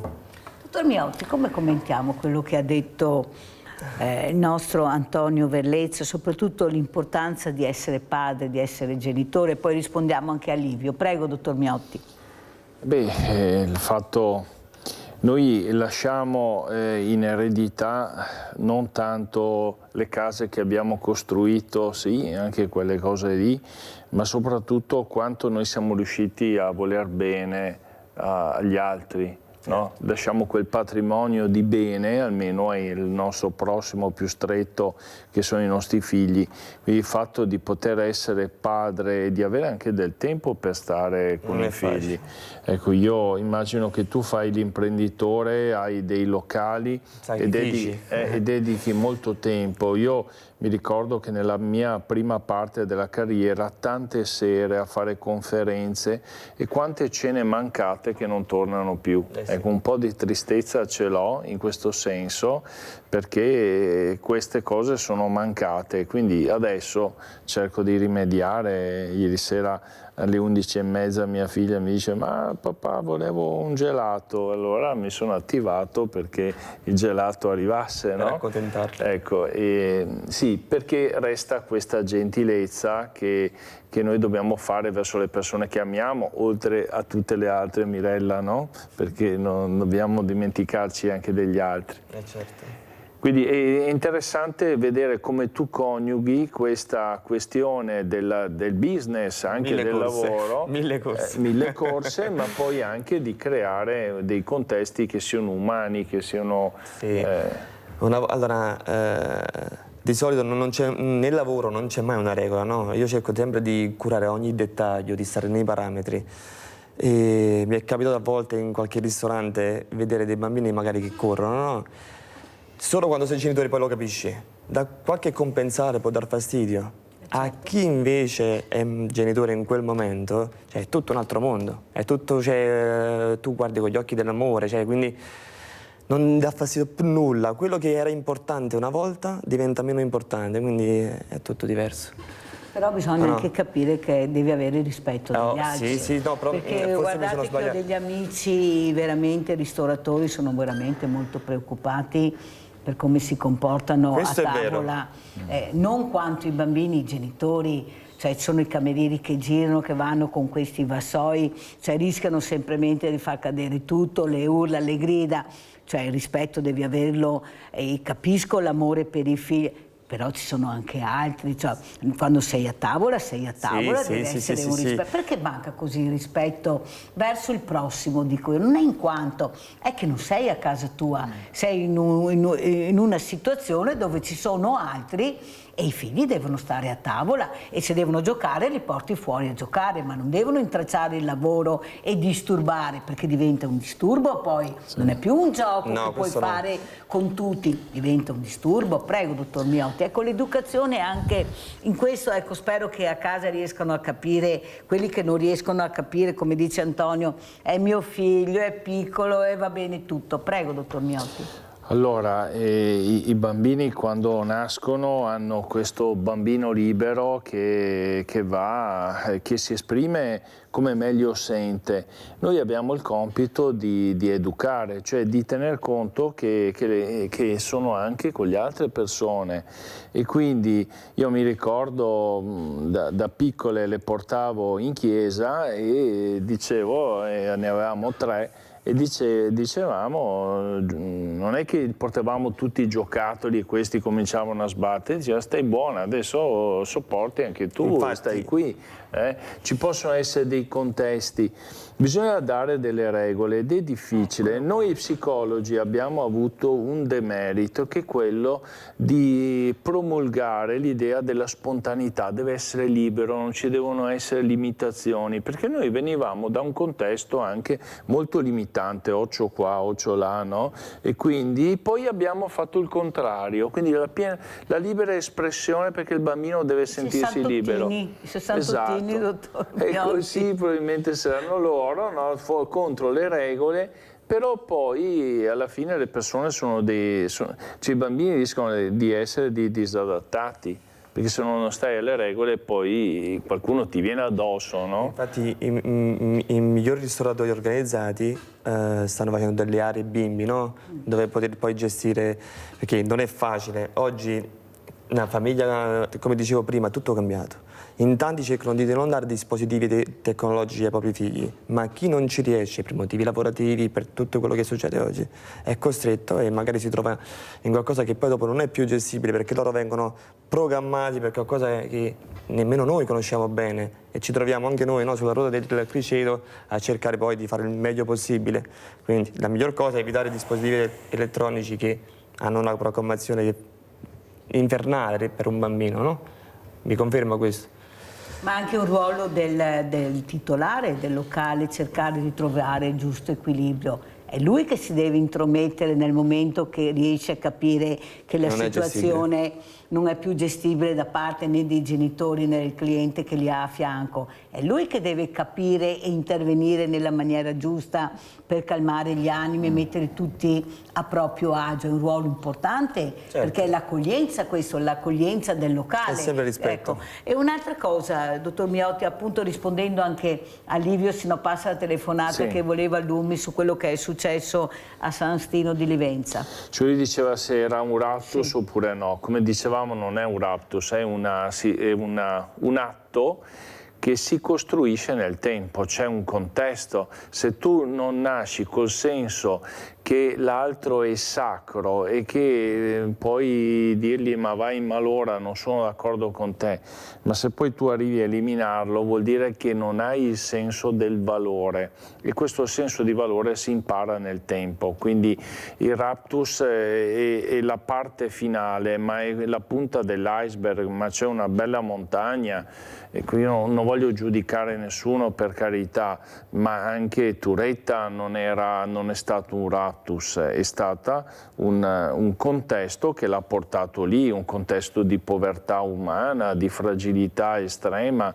Avevo fatto un articolo sulla Tribuna al mattino nei giorni prima che venisse ritrovata, proprio per cercare di spiegare questa situazione, e effettivamente lì c'è una grande fragilità che però ha tutta un tempo per costruirsi questa fragilità. Il raptus è la parte finale. Ma non è, dottor Miotti, che forse i genitori, ecco, il ruolo della famiglia, che deve capire che c'è qualcosa che non va nel proprio figlio, è una depressione, è un po' esaurito, è un po' depresso, invece qualcuno cerca di mettere la polvere sotto il tappeto perché vuol dire che hai fallito come genitore, c'è qualcosa che non va in tuo figlio, non vedere quello che veramente è la realtà e non farsi aiutare. Troppo comodo è mettere la polvere sotto il tappeto, poi esplode, il tappeto si alza ed esce tutto, e abbiamo visto cosa è successo. Perché si fa così fatica a chiedere aiuto, dottor Miotti? Ma perché si vuole evitare di guardare, perché questo vuol dire, come dici tu Mirella, vuol dire aver fallito, e bisogna anche allenarsi alla sconfitta e all'umiltà, e anche dire io ho bisogno. È più facile invece dire non esiste il problema, però il problema poi viene fuori. Antonio, questa movida molto forte sembra anche a Treviso. Io continuo a dire che tutto sommato è una città tranquilla, io continuo a dirlo. Per carità, è vero che bisogna tenere le antenne alte, è vero quello che è successo a Somariva, abbiamo intervistato anche i titolari, è vero quanto male può fare anche il social, appunto, ma soprattutto capire come gestire questi giovani, questi ragazzi. Ecco, tu sei sangue caliente, un buon meridionale, tu sai come gestire, vivete in un ambiente che sapete cos'è il rischio, l'avete provato. Come gestire questa movida? Perché le zone rosse, ma tanto si spostano da un'altra parte, no? Io non so se vanno bene o vanno male, non lo so, dico perché poi li vedo, li trovo da un'altra parte o cambiano paese, adesso vanno a Jesolo, abbiamo sentito i problemi di Jesolo. Ecco, cosa vuoi dire ai giovani, soprattutto alle persone che ti stanno ascoltando, Antonio? Allora, ho avuto la fortuna di, grazie all'apertura di varie caffetterie un po' in tutta Italia, di sondare diverse città. e ho notato che le difficoltà sono uguali un po' da nord a sud Italia. E purtroppo quello che mi lego al discorso che facevo prima, i social e la tecnologia stanno riprogrammando tutto quello che è il cervello umano, no? Una volta il rispetto, l'ascolto, le persone erano più predisposte ad ascoltare. Oggi un ragazzo ha una soglia d'attenzione che è molto bassa e quindi il suo cervello, viaggiando, lei e il suo lavoro, cioè non hanno più il focus e l'attenzione su quello che stanno facendo, sono molto più impulsivi. Quindi anche quando tu vuoi organizzare una gestione non è facile gestirli perché la loro attenzione è quella, sono 10-15 secondi, non è più facile come no, cioè è tutto cambiato. E questa è la difficoltà. Io a volte parlo con le persone, chiedo ai maestri, agli insegnanti, com'è nelle scuole oggi, come riuscite a fare il vostro lavoro? E loro questo mi dicono, i ragazzi non riescono ad avere un'attenzione da leggere una pagina, non arrivano a leggere più di 2 o 3 pagine. Quindi da questo si lega al discorso che non avendo attenzione, non essendo predisposti ad ascoltare o a leggere e capire, è difficile anche educarli poi. Sì, però nel momento che uno commette un reato deve essere portato da un'altra parte, perché se tu lo lasci tranquillamente libero un'altra volta, questo marcisce l'albero, la famosa mela marcia che deve essere tolta, dottor Miotti. Perché si fa così fatica a togliere? E allora la burocrazia, le leggi, ma se vuoi puoi intervenire, anche perché io sono dell'idea che ci sono molto più ragazzi bravi che non bravi. Il problema è che continuano a proporci sempre questi esempi, ma se noi iniziamo a togliere queste mele marce, proprio le togliamo e le mettiamo da un'altra parte, e i posti ci sono, non mancano. Noi abbiamo presentato, ve l'ho detto, anche un progetto molto importante che naturalmente non è stato veramente preso in considerazione, cioè all'inizio sembrava andasse tutto bene, poi qualcuno non ha avuto il coraggio di partire. Non ne veniamo mica fuori, perché loro si sentono protetti. Tanto fino a 18 anni cosa può capitarmi, senza sapere che poi a 18 anni paghi tutto quello che hai fatto. Questo non è entrato ancora nelle loro teste, che poi pagano tutto. Loro pensano di farla franca. Certo. Andiamo a vedere questo servizio di queste macchine, cosa è successo. Andiamo a vedere, nonostante quello che diciamo, quello che si cerca di far capire, ecco qua l'esempio che continuano a sfidare la società e anche le regole del gioco. Andiamo a vedere. Ecco come si dice, questa sfida tra macchine. L'abbiamo preparato stamattina, perciò ci deve essere.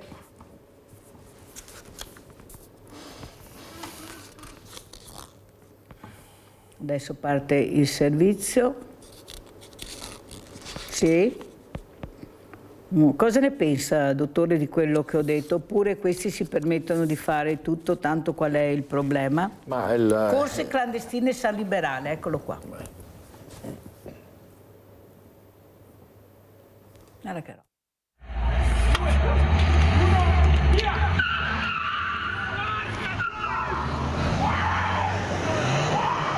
Il conto alla rovescia, poi il rombo dei motori e delle ruote sull'asfalto di via Tre Venezia a San Liberale, una vera e propria gara clandestina, quella nel quartiere di Treviso, ripresa dai residenti. 2 auto, una BMW e una Ford Fiesta, lanciate in una sfida ad alta velocità tra i condomini, parcheggi e attraversamenti pedonali. Episodio non nuovo nella zona. Io ero in televisione e si sentiva, e hanno preso la rotonda contromano, che se veniva avanti uno era un frontale secco. Purtroppo la situazione è questa. Era da giorni che si sentivano rombare auto a forte velocità. Pensavo fosse via l'Europa io, sinceramente, però. I video girati consegnati alla questura fornendo anche il numero di targa della BMW coinvolta. Più difficile l'identificazione della Ford Fiesta, la cui targa non risulta leggibile nelle immagini. Gli inquirenti ora stanno passando al setaccio le telecamere di videosorveglianza della zona per risalire ai proprietari delle auto e ai responsabili della corsa clandestina. Vede, dottor Miotti, il problema è che noi basta che ne troviamo uno di questi cretini, non è che dobbiamo trovarne tutti i giorni, cioè basta uno per rovinare la vita a qualcuno, perché giustamente quel signore dice se arrivava una macchina in quel momento veniva fuori un disastro e magari moriva quello della macchina che magari faceva, perché funziona così, loro si salvano e muore quello che non c'entra niente quasi sempre. Ecco, cosa si può dire, cosa si può fare? Ma se questi ragazzi vengono presi, ecco qual è il problema? Ma qual è il problema? Dove arriviamo? Che pene avranno? È questo che poi si domanda il cittadino. Allora troviamo i colpevoli con gran fatica, perché ci sarà un lavoro non da poco, poi alla fine cosa succede? Che è fuori tranquillo e beato. Prego, dottor Miotti.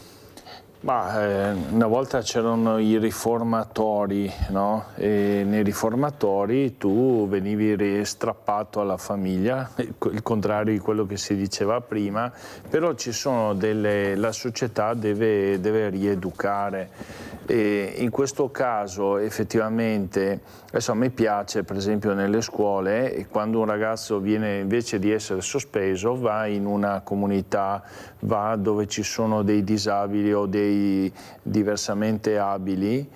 Cos'è che dici tu? Diversamente agili. Diversamente agili, ecco, sbaglio sempre, perdonami, e fanno un servizio, e questo diventa un'occasione per riflettere, perché altrimenti, e poi in alcuni casi bisogna che le punizioni siano molto più pesanti. Qui se veniva una qualsiasi persona, noi stessi dall'altra parte venivamo travolti, certo. E quindi di cosa stiamo parlando? Antonio, cosa vuoi dire? È assurdo quello che succede, perché poi ci sono altri casi peggio, se ne vedono di tutti i colori oggi. Ci vorrebbero delle regole più rigide, ci vorrebbe un modo per spaventare queste persone che sono abituati a esternare in questo modo qua o a commettere vandalismo in questo modo. Solo che come le istituzioni dovrebbero provvedere a cercare di spaventare o creare un percorso rieducativo e cercare di riportarli per la retta via. Non è facile, però bisogna fare qualcosa, bisogna che si attivino. Quanto è difficile mettere regole in un locale, specialmente nel momento veramente dove questi ragazzi sono anche molto su di giri, come dici tu, è difficile gestirli, non è semplice, sono 15 secondi che può scattare quello che nessuno immagina.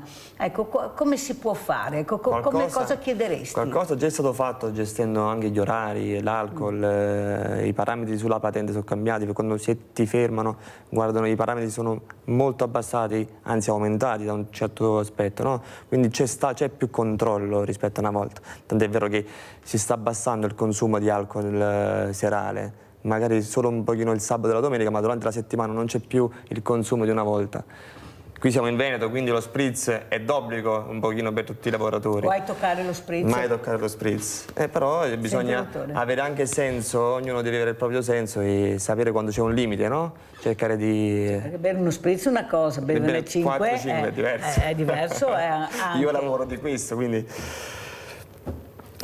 ognuno dovrebbe farsi un esame di coscienza e organizzarsi meglio che può per non creare danni agli altri. Allora vorrei parlare anche con te di forza lavoro, perché io dicono che questi ragazzi non hanno voglia di fare niente, che pretendono di stare a casa il sabato e la domenica, però io nei locali vedo solo giovani.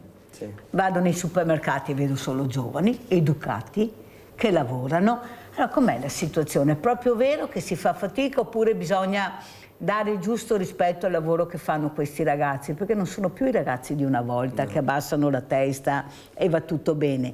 Loro se lavorano vogliono essere pagati, non vogliono essere sfruttati e vogliono vivere e lavorare, non solo lavorare come una volta. Cioè è cambiato, inutile guardare una volta. Il benessere I giovani sono diversi. Cosa vuoi dire, Antonio? Allora, ci sono famiglie e famiglie, ci sono le famiglie lavoratori che insegnano ai ragazzi a lavorare e ci sono famiglie che hanno fatto sempre la stessa vita e di conseguenza i figli si tramandano la situazione.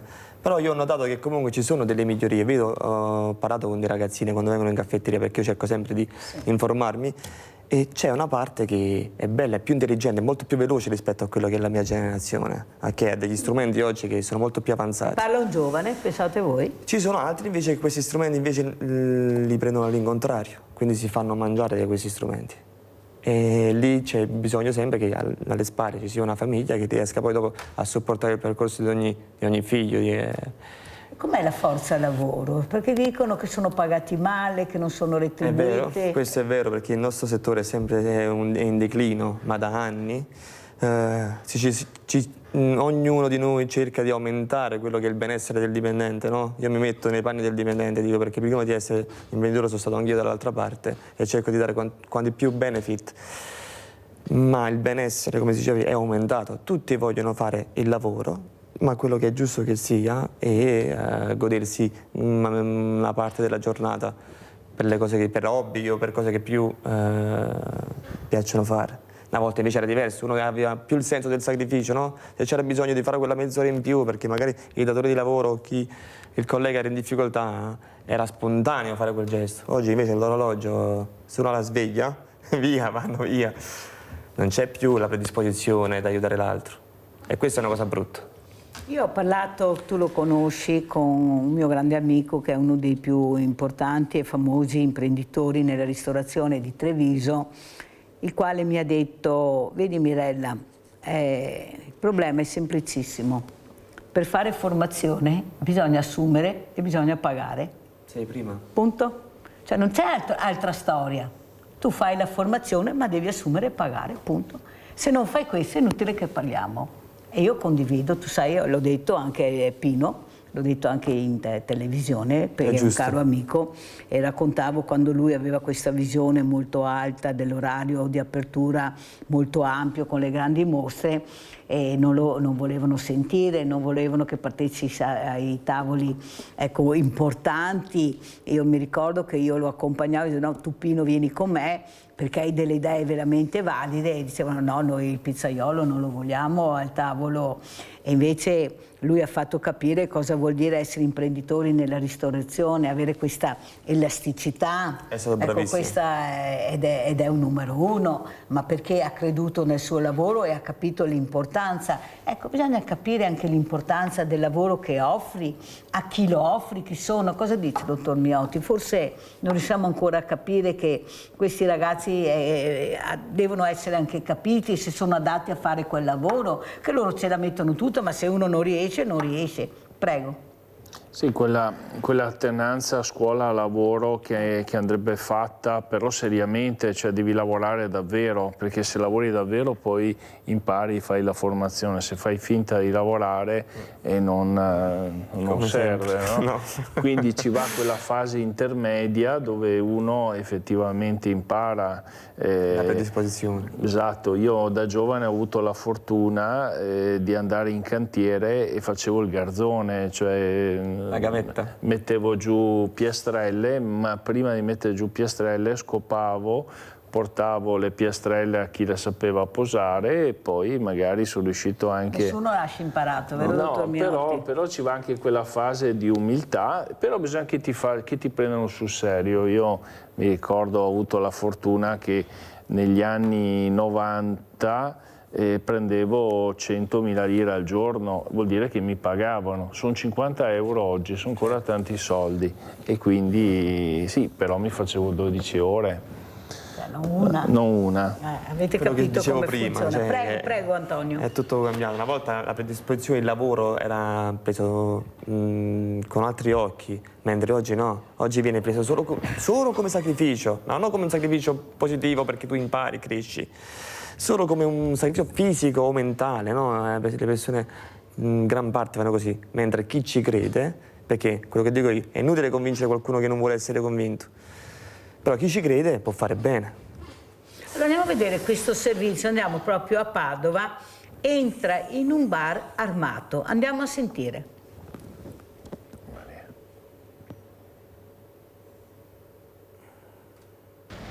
È entrato in un bar con un fucile ad aria compressa ed un coltello. Per questo un 41enne padovano con precedenti ha ricevuto un daspo Willy da parte della questura con il divieto di accesso e stazionamento all'interno e nelle immediate vicinanze di tutti i locali pubblici dell'intera provincia di Padova per 3 anni.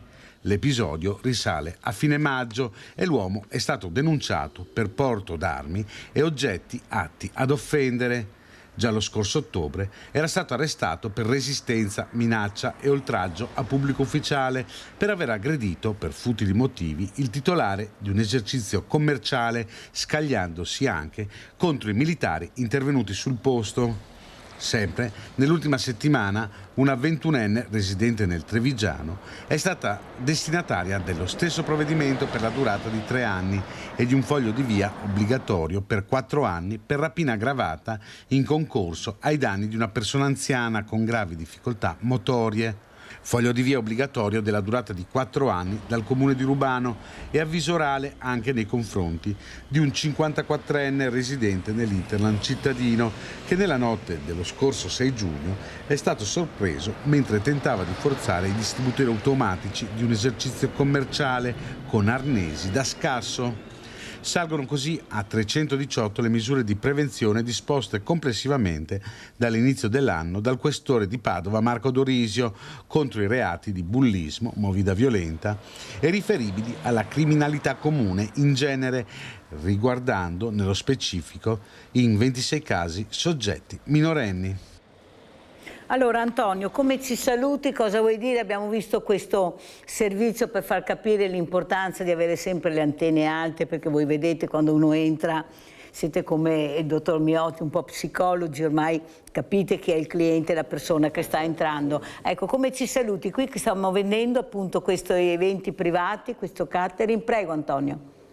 Niente, lo faccio. Vi presento, io sono Antonio Verlezza, titolare dell'Artisti Caffè. Noi abbiamo a breve 3 caffetterie a Treviso. In tutte le nostre caffetterie noi privilegiamo il cliente, lo coccoliamo dalla mattina alla sera, la mattina con tutti i nostri gusti di farciture per le brioche, abbiamo un servizio pranzo veloce con club sandwich, poké, insalate, piatti freddi e il nostro cavallo di battaglia è l'aperitivo, perché siamo gli unici a fare l'aperitivo all you can eat, nel senso che offriamo sempre un cicchettino con salumi, creme oppure le nostre verdure, ok, da accompagnare. E cos'è l'arte in un ambiente? Per te la cultura, Antonio? Cosa più importante, siamo circondati d'arte nelle nostre caffetterie perché, come dicevo prima, noi siamo promotori dell'arte, quindi quando ci sarà un artista predisposto o che ha voglia di presentarsi, che venga da noi perché noi gli daremo sempre uno spazio, ok, un modo per poter fare promozione e pubblicità a chi non ha tanta forza, e garantendogli un minimo, perché anche noi cerchiamo, se un artista non ha tanta vendita, siamo noi i primi che compriamo i loro quadri da metterli nelle nostre caffetterie. Grazie, grazie Antonio. Grazie Dottor Miotti, come ci saluta? Bello questo messaggio, no? di mettere l'arte, che l'estetica è quella parte che fa crescere, che nobilita l'animo, e quindi complimenti per questa cosa che fate e soprattutto mi piace questo messaggio anche verso i giovani, verso l'attenzione anche ai lavoratori. E a casa con quale messaggio ci saluta? Allora, a casa, ecco, io voglio proprio invitare le persone a esprimere, a chiedere, a non stancarsi. Se avete dei diritti che pensate che non siano soddisfatti, alzate la voce, ecco, e fate valere i vostri diritti e una risposta, lo dico a quelli che devono occuparsi di questo, sindaci, assessori, ecco, cerchiamo di fare in modo di accontentare le persone che hanno bisogno. L'ultima telefonata, poi salutiamo Lorena. Vai Lorena. Allora, mi rivolgo ai genitori di oggi, ok? Sì. Ai miei tempi, uno dei miei fioi, mi avevo 3 maschi. Mamma mi chiede, ai miei tempi che era il telefono azzurro, dite saresti in era. Perché i genitori di un cuore non si preoccupa dei fioi, e pensa solo per i casi suoi e questo non va bene. I fiori che devono venire prima di tutto là. Grazie Lorena, è vero, però bisogna anche capire che le regole valgono per tutti, genitori e figli e comunità. Grazie ai miei ospiti, pubblicità.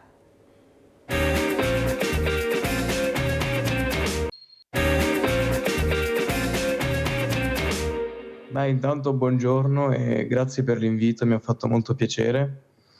Sì, un po' come dici tu, insomma, bisogna sempre combattere e lottare per avere tutto, purtroppo. E questo io l'ho imparato durante questi 5 anni.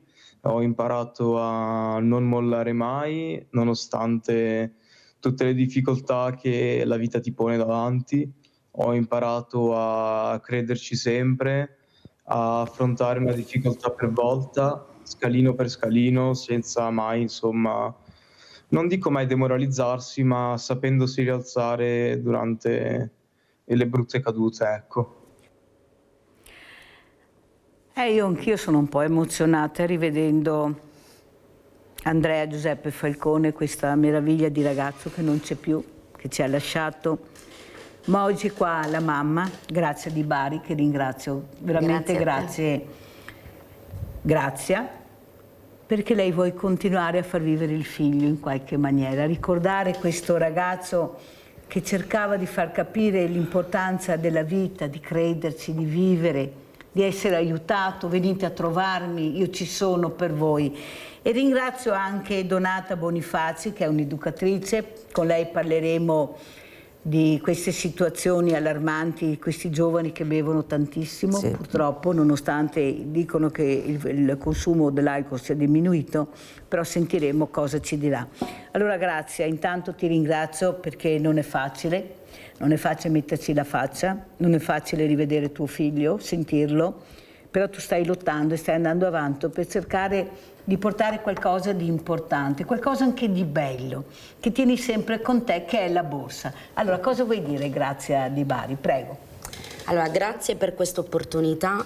È difficile parlare dopo Andrea, perché Andrea era di uno spessore tale da passare poi io in secondo piano, ma va benissimo così. Allora, io sono convinta, Mirella, che la bellezza salverà il mondo, come disse qualcuno. Naturalmente non mi riferisco ad una bellezza estetica, ma ad una accezione morale. E non è idiota, per rimanere in tema letterario, chi crede ancora nell'empatia, nell'aiuto reciproco, nell'esserci, nell'ascolto, nella fede, nella speranza. Andrea ha espressamente detto, quando lo ha intervistato qualche puntata fa, che lui doveva molto alla medicina, no? E io stendo ancora a tappeti rossi ai medici e a tutto quello che sono riusciti a fare per lui. Ma la medicina ha un limite, lo abbiamo visto.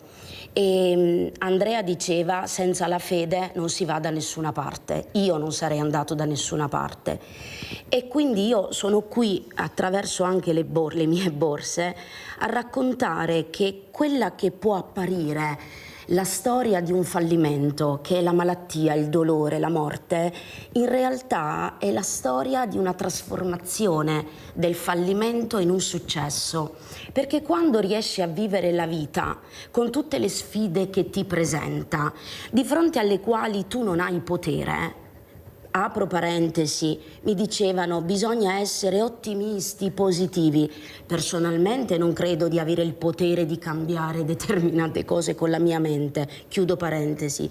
Allora bisognerebbe fare come ha fatto Andrea, come ci sforziamo di fare noi, di cambiare prospettiva, di riuscire a dare un significato nuovo alle cose che la vita ti presenta. E Andrea è stato bravo in questo, perché è stato resiliente, coraggioso, ha avuto l'umiltà di abbandonare il punto di vista di un adolescente che era arrabbiato con la vita perché non gli permetteva di vivere quello che un normale adolescente avrebbe dovuto vivere. E invece ha, come un regista, no, cambiato angolazione e ha accettato di alzare gli occhi al cielo e di dire: forse la mia vita ha un altro significato, forse la fede ne è cardine. E allora nelle borse che io insieme a mia cognata, ad altre persone stiamo cercando di realizzare, c'è il racconto di questo coraggio, di questa resilienza, di questa trasformazione. Intanto è una rielaborazione di un dolore, perché il dolore è umano, anche se hai fede il dolore non va via, però non c'è la disperazione, ma c'è la certezza che dal brutto può nascere il bello se ci lavori in un modo corretto, e che si può aiutare, come mi ha chiesto Andrea di fare, i ragazzi che non hanno il coraggio di vivere, che non hanno il coraggio di cambiare prospettiva, che non hanno l'educazione alla gentilezza. Si può dare un significato nuovo a quello che si vive. Allora io vorrei poter portare questo messaggio, lo dico subito, ai ragazzi e alle ragazze che come Andrea hanno avuto un percorso chemioterapico importante, durato tanti anni, e che siccome sappiamo cosa significa essere ricoverati per mesi in strutture in cui non è possibile neanche aprire la finestra, allora dare l'opportunità a queste persone di rielaborare il proprio dolore e di darsi un obiettivo a breve termine, che significa quando esco sfoggerò la mia borsa, no? Può essere un piccolo contributo a portare, passami il termine, lo dico con tutta l'umiltà del caso, l'insegnamento che Andrea ci ha dato, e cioè che la vita va affrontata, attraversata, bisogna cambiare prospettiva e bisogna riuscire a aiutarsi reciprocamente. Questo è quello che raccontano le mie borse, è quello che voleva che raccontassi Andrea, perché Andrea mi ha detto un poco prima di morire: mamma, mi raccomando, io da lassù e tu da qua giù, bisogna che lavoriamo allo stesso progetto, aiutare chi non ha coraggio di vivere e educare alla gentilezza. Sentiamo come commenta Donata Bonifazi, questa educatrice. Lei si occupa di alcolismo, però è sempre una resilienza. Ecco, io abbinerei la parola che ha detto, grazie a Di Bari, alla resilienza, la speranza. Io con questa borsa spero di riuscire a uscire, di portarla, di farla vedere, di regalarla a qualche mia amica, a qualche mio amico, soprattutto a capire l'importanza del valore. Non è la borsa, cosa c'è dentro questa borsa? Dentro questa borsa c'è Andrea Giuseppe Falcone con la mamma Grazia Di Bari. Prego, Donata. Sì, secondo me dentro la borsa ci dovrebbe essere anche la speranza di tanti ragazzi, perché al giorno d'oggi, appunto, come si diceva anche prima, adesso i genitori li lasciano, diciamo, allo sbando, cioè gli danno il tablet, loro stanno lì, giocano, scrivono e non sono seguiti praticamente. Quindi dentro la borsa io ci metterei proprio la speranza che i genitori capiscano di dover seguire di più i figli e i figli capiscano di accettare l'aiuto dei genitori, perché da tutte e due le parti serve un intervento, una reciproca accettazione. Allora, si dice molto, Donata, che c'è una diminuzione dell'alcol. Io ho letto un'intervista di un medico molto importante, il quale è molto preoccupato per questo nuovo modo di bere, una sola giornata, una sola serata, sì, ma bevo talmente tanto che mi distruggo il fegato. Ecco, c'è questo messaggio che sta arrivando oppure si fa finta di niente perché il business deve superare il buon senso e soprattutto la regola del gioco che è diventata perversa, Donata? Sì, parlare di alcol è sempre difficile perché la gente si vergogna. C'è ancora un tabù enorme parlare di alcol e quindi anche se tuo figlio arriva a casa ubriaco il sabato sera, non ci fai caso, dice solo il sabato, però non si va a fondo sulla cosa. Proprio ieri si parlava che ci sono 8 milioni di italiani che sono o alcolisti o a rischio di alcolismo e 8 milioni sono tanti. Però la gente preferisce nascondere la testa sotto la sabbia, far finta di niente e evitare proprio l'argomento. Infatti quando facciamo magari dei banchetti informativi, così si vede proprio la gente che evita il banchetto per paura di essere associati all'alcol. Identificata, ecco. Andiamo a vedere la seconda parte invece di Andrea Giuseppe Falcone. Cos'è questo sarcoma? Lo lascio spiegare a te, Andrea. Beh, sì, allora sicuramente, allora innanzitutto il sarcoma di Ewing, ho la variabile extraossea, quindi che ha colpito la parte, i tessuti muscolari del mio corpo. È un tumore maligno che viene fuori soprattutto sotto forma di cisti, quindi possiamo definirle palline di grasso nel corpo, e può essere appunto benigno o maligno, e a me è stato rilevato maligno. E per cercare di superarlo bisogna affrontare interventi chirurgici, chemioterapie, diverse chemioterapie, radioterapie che sono un altro tipo di terapia, e anche ho dovuto affrontare un autotrapianto di midollo. Come dicevi tu, sì, la scienza ha fatto molti passi in avanti, però il mio pensiero personale, ed è una cosa che mi dà alquanto fastidio, è che penso che l'uomo è riuscito ad arrivare sulla Luna e purtroppo non ancora a trovare una cura sicura per queste brutte malattie. Certo è che durante il mio percorso la scienza non è stato l'unico appiglio a cui mi sono un po' affidato, perché altrimenti non sarei qui a parlarvi, secondo me. Ha fatto molto anche la fede, e sì, quindi che mi ha dato molta speranza e forza per andare avanti. Certo che grazie a Andrea Giuseppe era tanta roba. Era avanti. Era tanta roba, lui era tanta roba. Sì. Lui cercava di far capire l'importanza dei valori e il valore della vita. Ecco. Lui ce l'aveva con la scienza, perché diceva: ma come mai riesci ad andare nella Luna e non riesci a trovare un qualcosa che mi aiuti a superare questo tumore maligno? Però dava forza anche a voi, e quando non la trovava nella scienza la trovava nella fede, l'ha trovata nella fede. Questa è stata una grande cosa anche per te, penso. Grazie. Prego. Sì, Andrea era molto razionale, un po' come me. E quindi quando si è così è difficile poi che ti lasci andare a qualcosa che non tocchi, che non constati, no? Però io ho cercato di trasmettere, naturalmente quando parlo di me parlo anche di mio marito, ovviamente, no? Abbiamo cercato di trasmettere, abbiamo cercato di trasmettere ad Andrea quella che è stata la nostra esperienza, lasciandolo libero poi di fare il suo percorso già prima della malattia.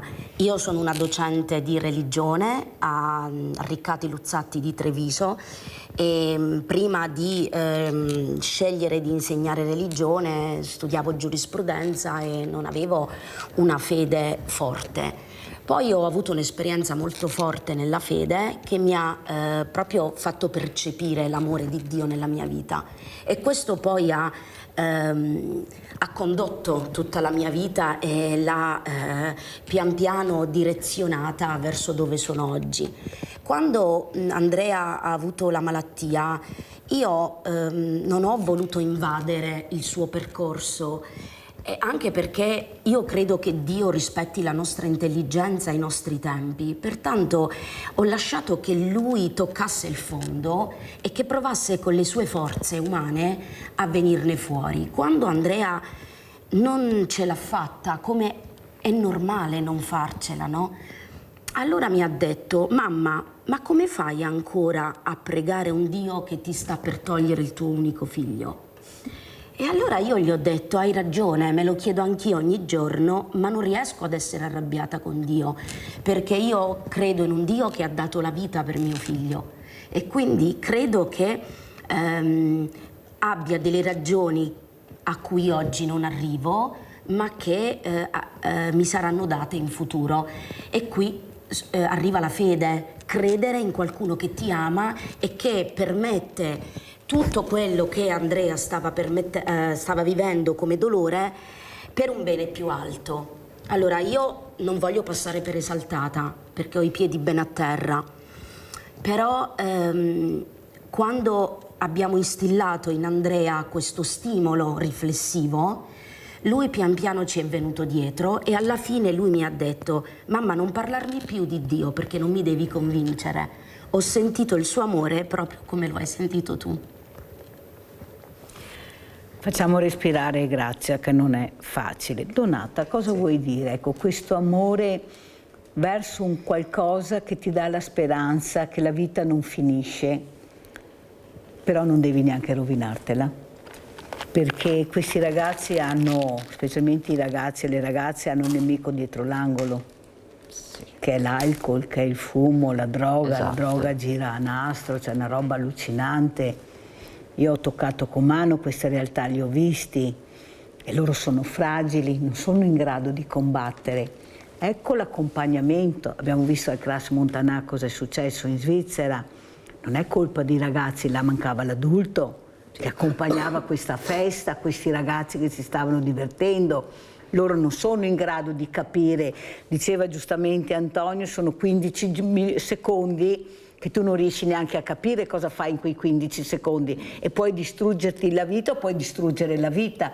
Quanto importante è questi messaggi che sta cercando di dare anche Grazia con molta difficoltà, ma ce la fa benissimo e la ringrazio, per far capire il valore della vita, il valore di esistere, di essere sano, di non andare a creare problemi dove non ce ne sono. Ma secondo me ci vorrebbe intanto più informazione e, come si diceva prima, bisognerebbe che i ragazzi fossero portati a vedere le altre realtà, perché finché si è sani e si sta bene non ci si rende conto di come può finire tutto in un minuto, o come ci sono molte altre persone molto più sfortunate di te che non hanno avuto quello che c'hai tu. Cioè, finché ce l'hai e finché non ti viene tolto non te ne rendi conto. Quindi bisognerebbe mettere i ragazzi a contatto con la realtà. Per esempio, appunto, quando succede qualcosa, invece di una punizione, sospensione o simile, appunto mandarli in qualche comunità di recupero. Per esempio anche quella dei tossicodipendenti o degli alcoldipendenti può essere, per far vedere come l'alcol da divertimento possa diventare una malattia seria, un baratro. Paola da Campo San Piero, vai Paola. Ciao Mirella. Ciao cara. Volevo telefonarti per dirti che domani venivo, ma mi hai appena telefonato e non puoi accompagnarmi. E verrò prossimamente, che devo portarti delle cose. E adesso parlare di alcolismo. Mi ho detto che cosa avevo questo problema, mi sono anche curata, perché avevo fatto un esaurimento nervoso e l'alcol buono, dolce, queste cose qua, dopo, perché se appunto l'abuso. Le persone, se informasse ancora di più sull'alcol, perché l'infarinatura, che ho un amico, ho fatto un corso di psichiatria, dice che l'alcol è buono, dolce, e dopo appunto, come dicevo, per esempio l'abuso può portare a tanti problemi, e studiare tante anche le malattie. Tanta gente magari beve, però non necessariamente è violenta. Anche depressi, non necessariamente uno che beve è violento. Certe volte che le persone che verbalmente molto molto violente, e anche quando parliamo di che signora che aveva il problema dell'anoressia, che dice persone cattive, io sono stati dire aggettivi noiose, non è soltanto cattiveria, è anche persone noiose, capito? Persone noiose che tu vedi che sei e che piace far mai così, insomma, ecco. Grazie Paola, grazie a telefonata, devo correre perché sennò non ce la faccio. Chiamami ancora Paola, ho bisogno di sentirti perché non è facile, ecco, questa solitudine si spiega dalle telefonate che avvolge le persone, dove vado, chi mi ascolta, ho dei percorsi anche difficili da superare, ecco qua l'importanza del sociale, è là il problema che non c'è.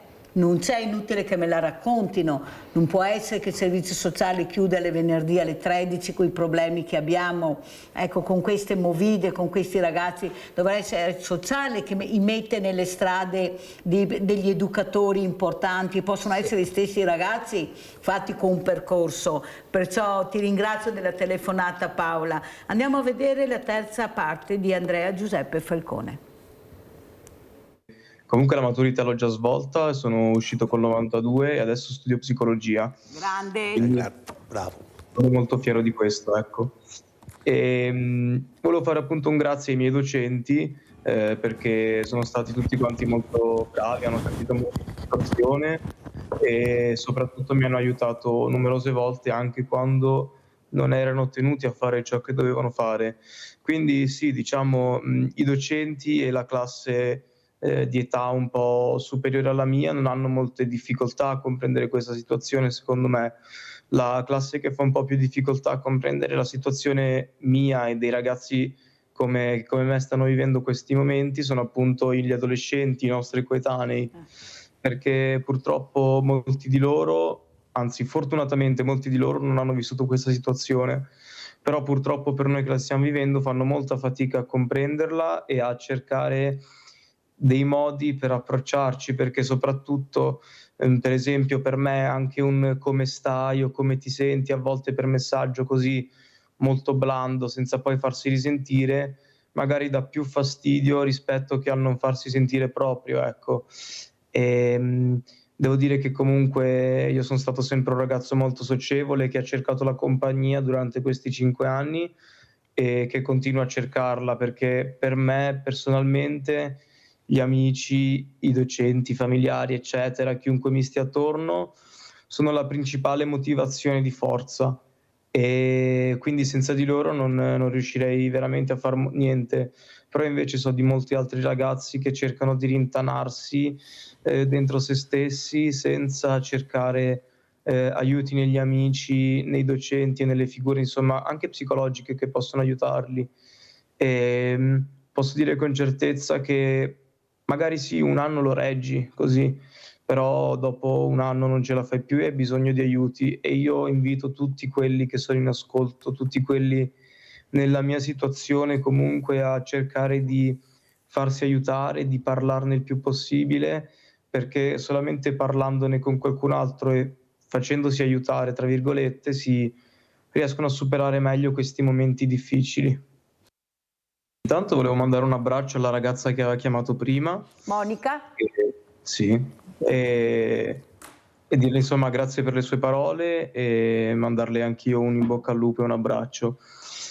Poi penso che insomma un po' il discorso sulla sanità pubblica e privata sia abbastanza ampio e purtroppo ultimamente mi sto accorgendo che la sanità pubblica è vero che è da un lato gratuita ma la paghiamo comunque con le tasse eccetera, però questo non giustifica il fatto che molte visite arrivano con tempi di ritardo e con tempi veramente assoluti, cioè aspettare anche 6 mesi per un intervento chirurgico che può salvare la vita ad una persona mi sembra impensabile.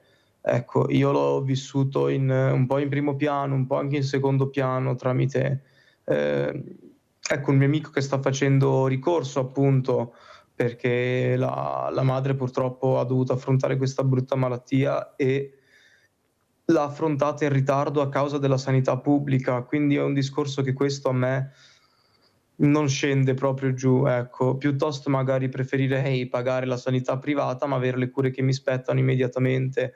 Poi c'è anche da dire che la sanità pubblica, nel mio caso, è anche una manna dal cielo perché insomma pagare tutte le cure che sto affrontando dopo 5 anni non è poco. Io ho visto anche il costo di solamente una cura chemioterapica e sono veramente costi allucinanti. Io prendevo anche un antibiotico per bocca che costava all'incirca 300-400 euro, ma lo prendevo quotidianamente, anche più volte al giorno. E, insomma, questi farmaci sono molto costosi e fortunatamente però insomma riescono comunque ad arrivare a noi in qualche modo. Quindi sì, è un discorso un po' ampio, insomma. Io veramente ascolto queste parole di questo meraviglioso ragazzo che, come ho detto prima, era tanta roba lui, era tanta veramente, e soprattutto come riusciva pacatamente a spiegare cos'è la vita, cos'è la morte, cos'è la sanità, cos'è l'amicizia, cos'è la fede. Avete visto quanti temi lui riusciva a toccare. Grazie, cosa vuoi dire? Questo ragazzo che ti sta ascoltando, sicuramente, giusto? E lei ce la sta mettendo tutta, io l'aiuterò, te lo prometto, guarda, te lo prometto, Andrea Giuseppe. Allora, io sono molto orgogliosa di Andrea perché davvero è stato un dono dal cielo per me. Andrea... non mollare, no, non mollare. Mai.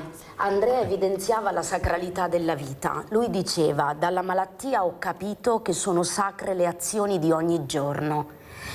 E questo è già tanta roba. Ecco, per riallacciarmi a quello che dicevate prima, no? Anche sul problema dell'alcolismo, oggi c'è anche un'altra piaga emergente tra i ragazzi: l'uso del THC nelle sigarette elettroniche. No?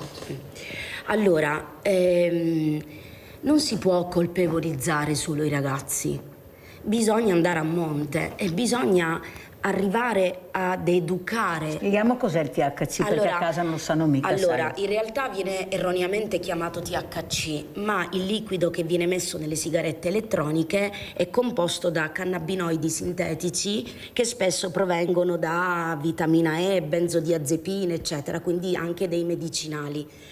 E allora i ragazzi la fumano come una droga perché va di moda, perché facilmente ti permette di evadere dalla realtà, di non affrontare i problemi. Nella direzione opposta andava Andrea. Andrea diceva: bisogna attraversare tutto, bisogna affrontare, è inutile negare, perché comunque te lo ritrovi dopo il problema. Allora io mi chiedo, ma per carità, io sono docente, quindi per prima sono colpevole forse di questo, però forse siamo in un sistema che va rivisto da questo punto di vista, che deve andare ancora alle radici. Si fa tanta informazione, per carità, ma non basta, bisogna scendere nella vita dei ragazzi, sporcarsi le mani con loro, vivere quotidianamente per strada, nella vita di ogni giorno, quello che loro fanno. Addirittura no, sappiamo bene che se c'è una comorbilità di 2 benzodiazepine si rischia la morte. Quindi se un ragazzo già lo prende per altri problemi personali e va a fumarsi una roba di questo tipo, può avere problemi seri fino alla morte e non lo sanno. Donata, cosa vuoi aggiungere? Vedevo che annuivi con la testa quando Grazia parlava. Perché molto spesso i ragazzi associano le due cose per sballare prima. Cioè non è che prendano una cosa o l'altra, le uniscono proprio per fare l'effetto immediato, come il bere di colpo tutta una sera e poi magari basta andare a scuola durante la settimana. I danni che ci sono, non è che perché per 6 giorni stai in riga i danni non esistono. Ma i genitori non si accorgono che c'è qualcosa che non va nei loro ragazzi, non sentono che questa sigaretta ha un odore un po' particolare, non ha odore, dice Grazia, ma c'è qualcosa che ti fa capire che tuo figlio, lo guardi negli occhi sto ragazzo, vedi se c'è qualcosa che non va, o secondo te appunto è meglio girarsi da un'altra parte che risolvo il problema? Esatto, preferiscono girarsi dall'altra parte e dire magari è l'età e crescendo passerà la cosa, e non danno peso allo sballo fine settimana. O anche, Mirella, mi perdoni se intervengo, o anche non necessariamente sono genitori a cui va data una colpa, ma hanno delle fragilità anche loro. Cioè, spesso sono i genitori stessi che hanno bisogno di essere condotti, aiutati. Però Grazia, io guidati. ho conosciuto mamme purtroppo che hanno perso i loro figli. ed è un dolore che non passa mai. Loro come te si sono messe anche alla ricerca di elaborare il dolore con una resilienza che però produca qualcosa di buono, degli esempi importanti, anche se non è facile per voi metterci la faccia, andare avanti con questo dolore dentro di voi che prima o dopo affiora sempre, basta un niente, ecco l'emozione, rivedere tuo figlio, parlarci, non è mica facile, semplice. Tu sei riuscita a farlo e queste mamme anche, perché c'è qualcosa che vi unisce, il figlio di Arianna, è la speranza di riuscire a cambiare questo mondo, di migliorarlo, di dare una possibilità di vita diversa a questi ragazzi, a questi genitori, o sbaglio Donata? La speranza di riuscire a comunicare tramite il dolore in maniera diversa, positivamente? Sì, certo. Non bisogna mai perdere la speranza, bisogna sempre pensare che c'è sempre un futuro, che sia immediato o più in là, bisogna sempre pensare che ci sarà un futuro. E bisogna dire ai genitori sì che in effetti la colpa non è sempre loro, è un insieme di cose che fanno un disastro, cioè praticamente loro non se ne accorgono, allora si mettono i professori, non se ne accorgono, loro sballano e dopo si arriva a una fine che non è quella che dovrebbe essere. Andiamo a ascoltare ancora Andrea Giuseppe Falcone.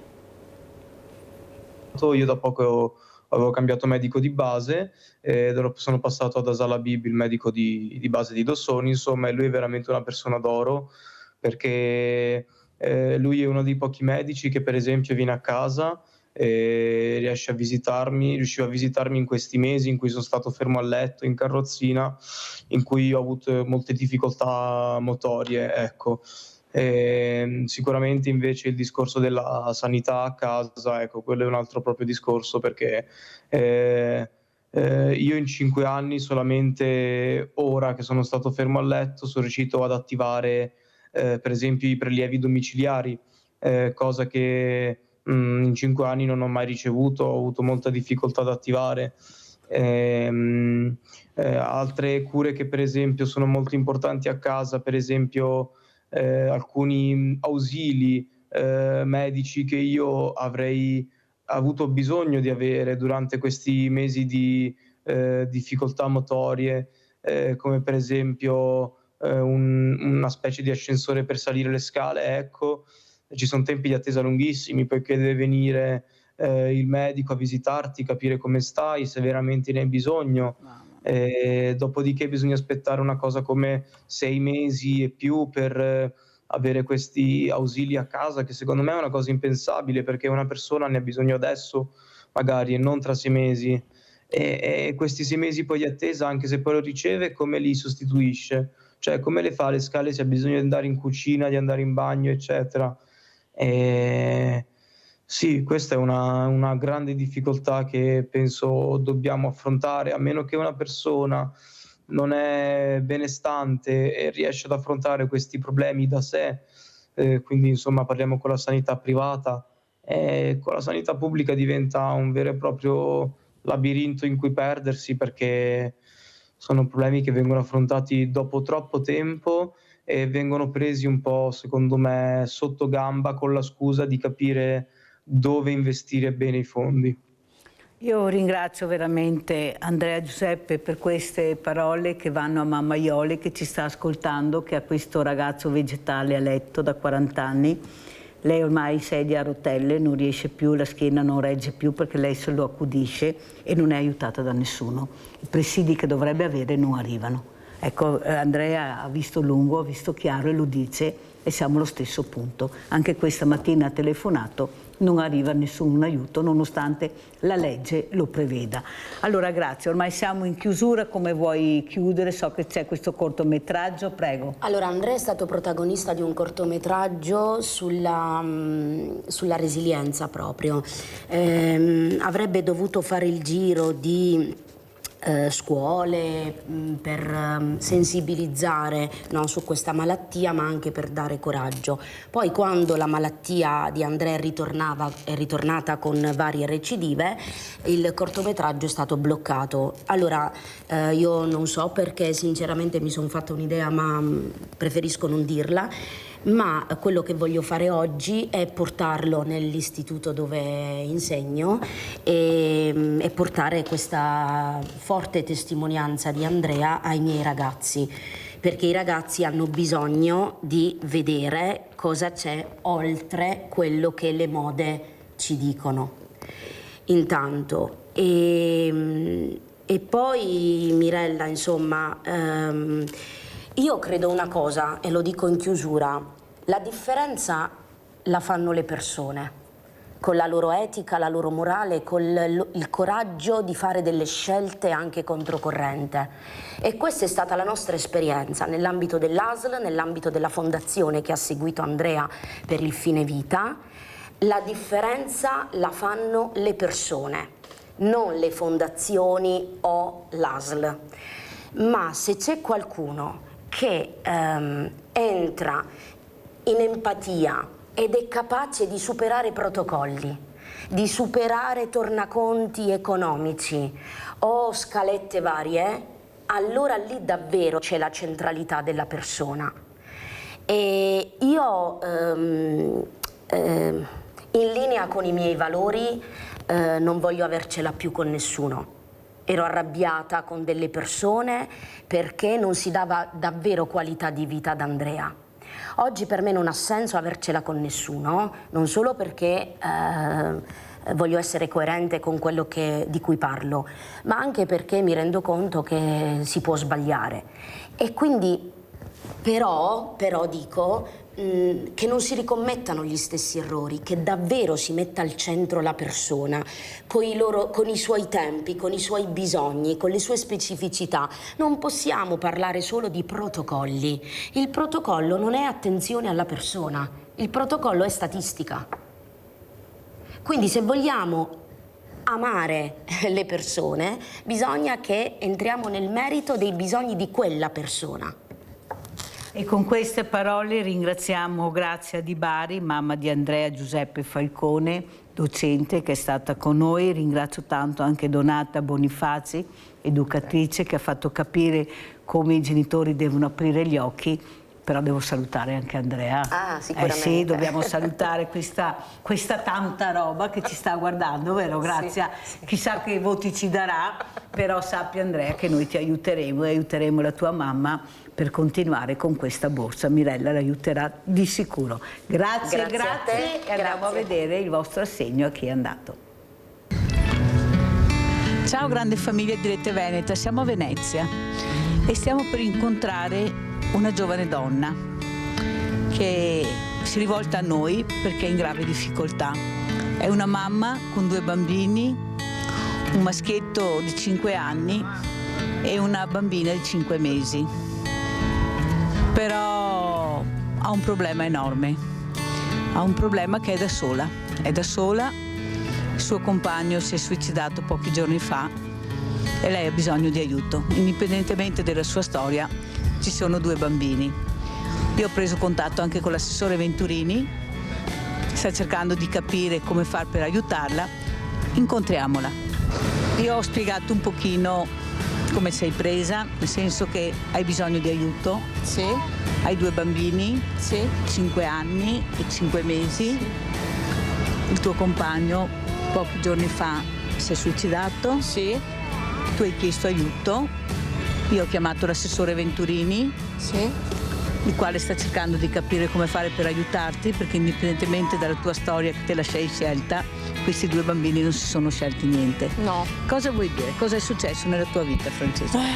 Diciamo che è un disastro perché sono da sola, con queste creature è molto difficile andare avanti. Purtroppo abito anche su 40 metri quadri con le creature, è difficilissimo gestire il tutto.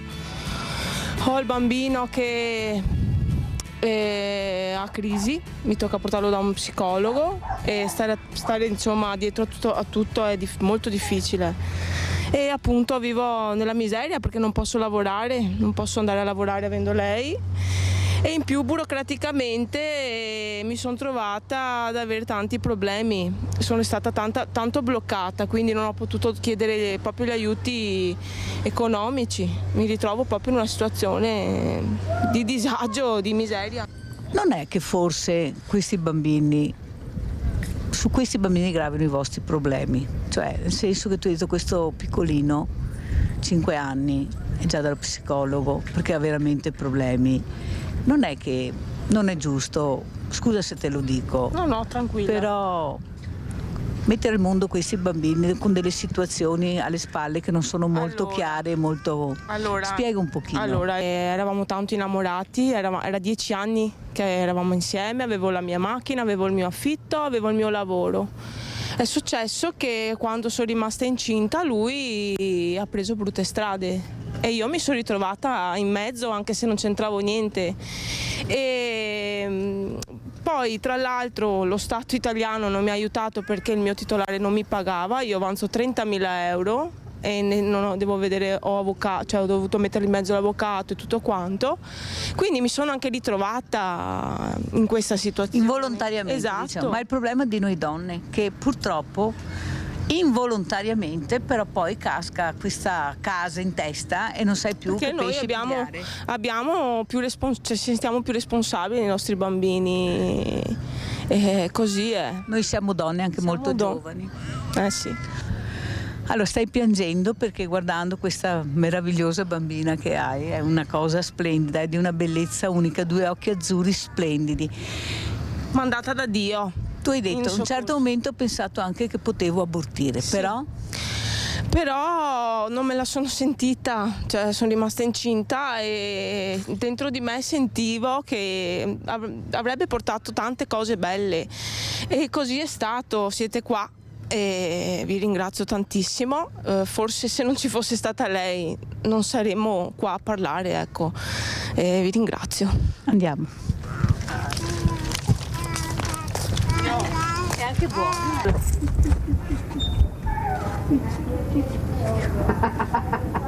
Andiamo. Questo compagno non c'è? Non c'è. Tu ti ritrovi con questi 2 bimbi e purtroppo i problemi sono tanti. Perché l'asilo, perché bollette, perché mangiare, perché vivere. Sì. Cos'è che chiedi tu principalmente? Una casa dove poter crescere i miei figli più serenamente, perché un affitto da 500 non riuscirei mai, anche lavorando 8 ore non riuscirei a pagarmelo. Perché tu mi hai detto che avessi trovato anche un lavoretto? Sì, qua alla Giudecca ci sono tante case dove c'è tanto turismo, insomma ci sono tante case da pulire. Perciò il problema tuo è la casa. Sì. Quello che io appunto ho detto all'assessore Venturini, ecco, di cercare di darti questa possibilità di avere una casa. Un'altra cosa che si deve sapere è che tu hai vinto questa causa col tuo datore di lavoro. Sono passati quanti anni?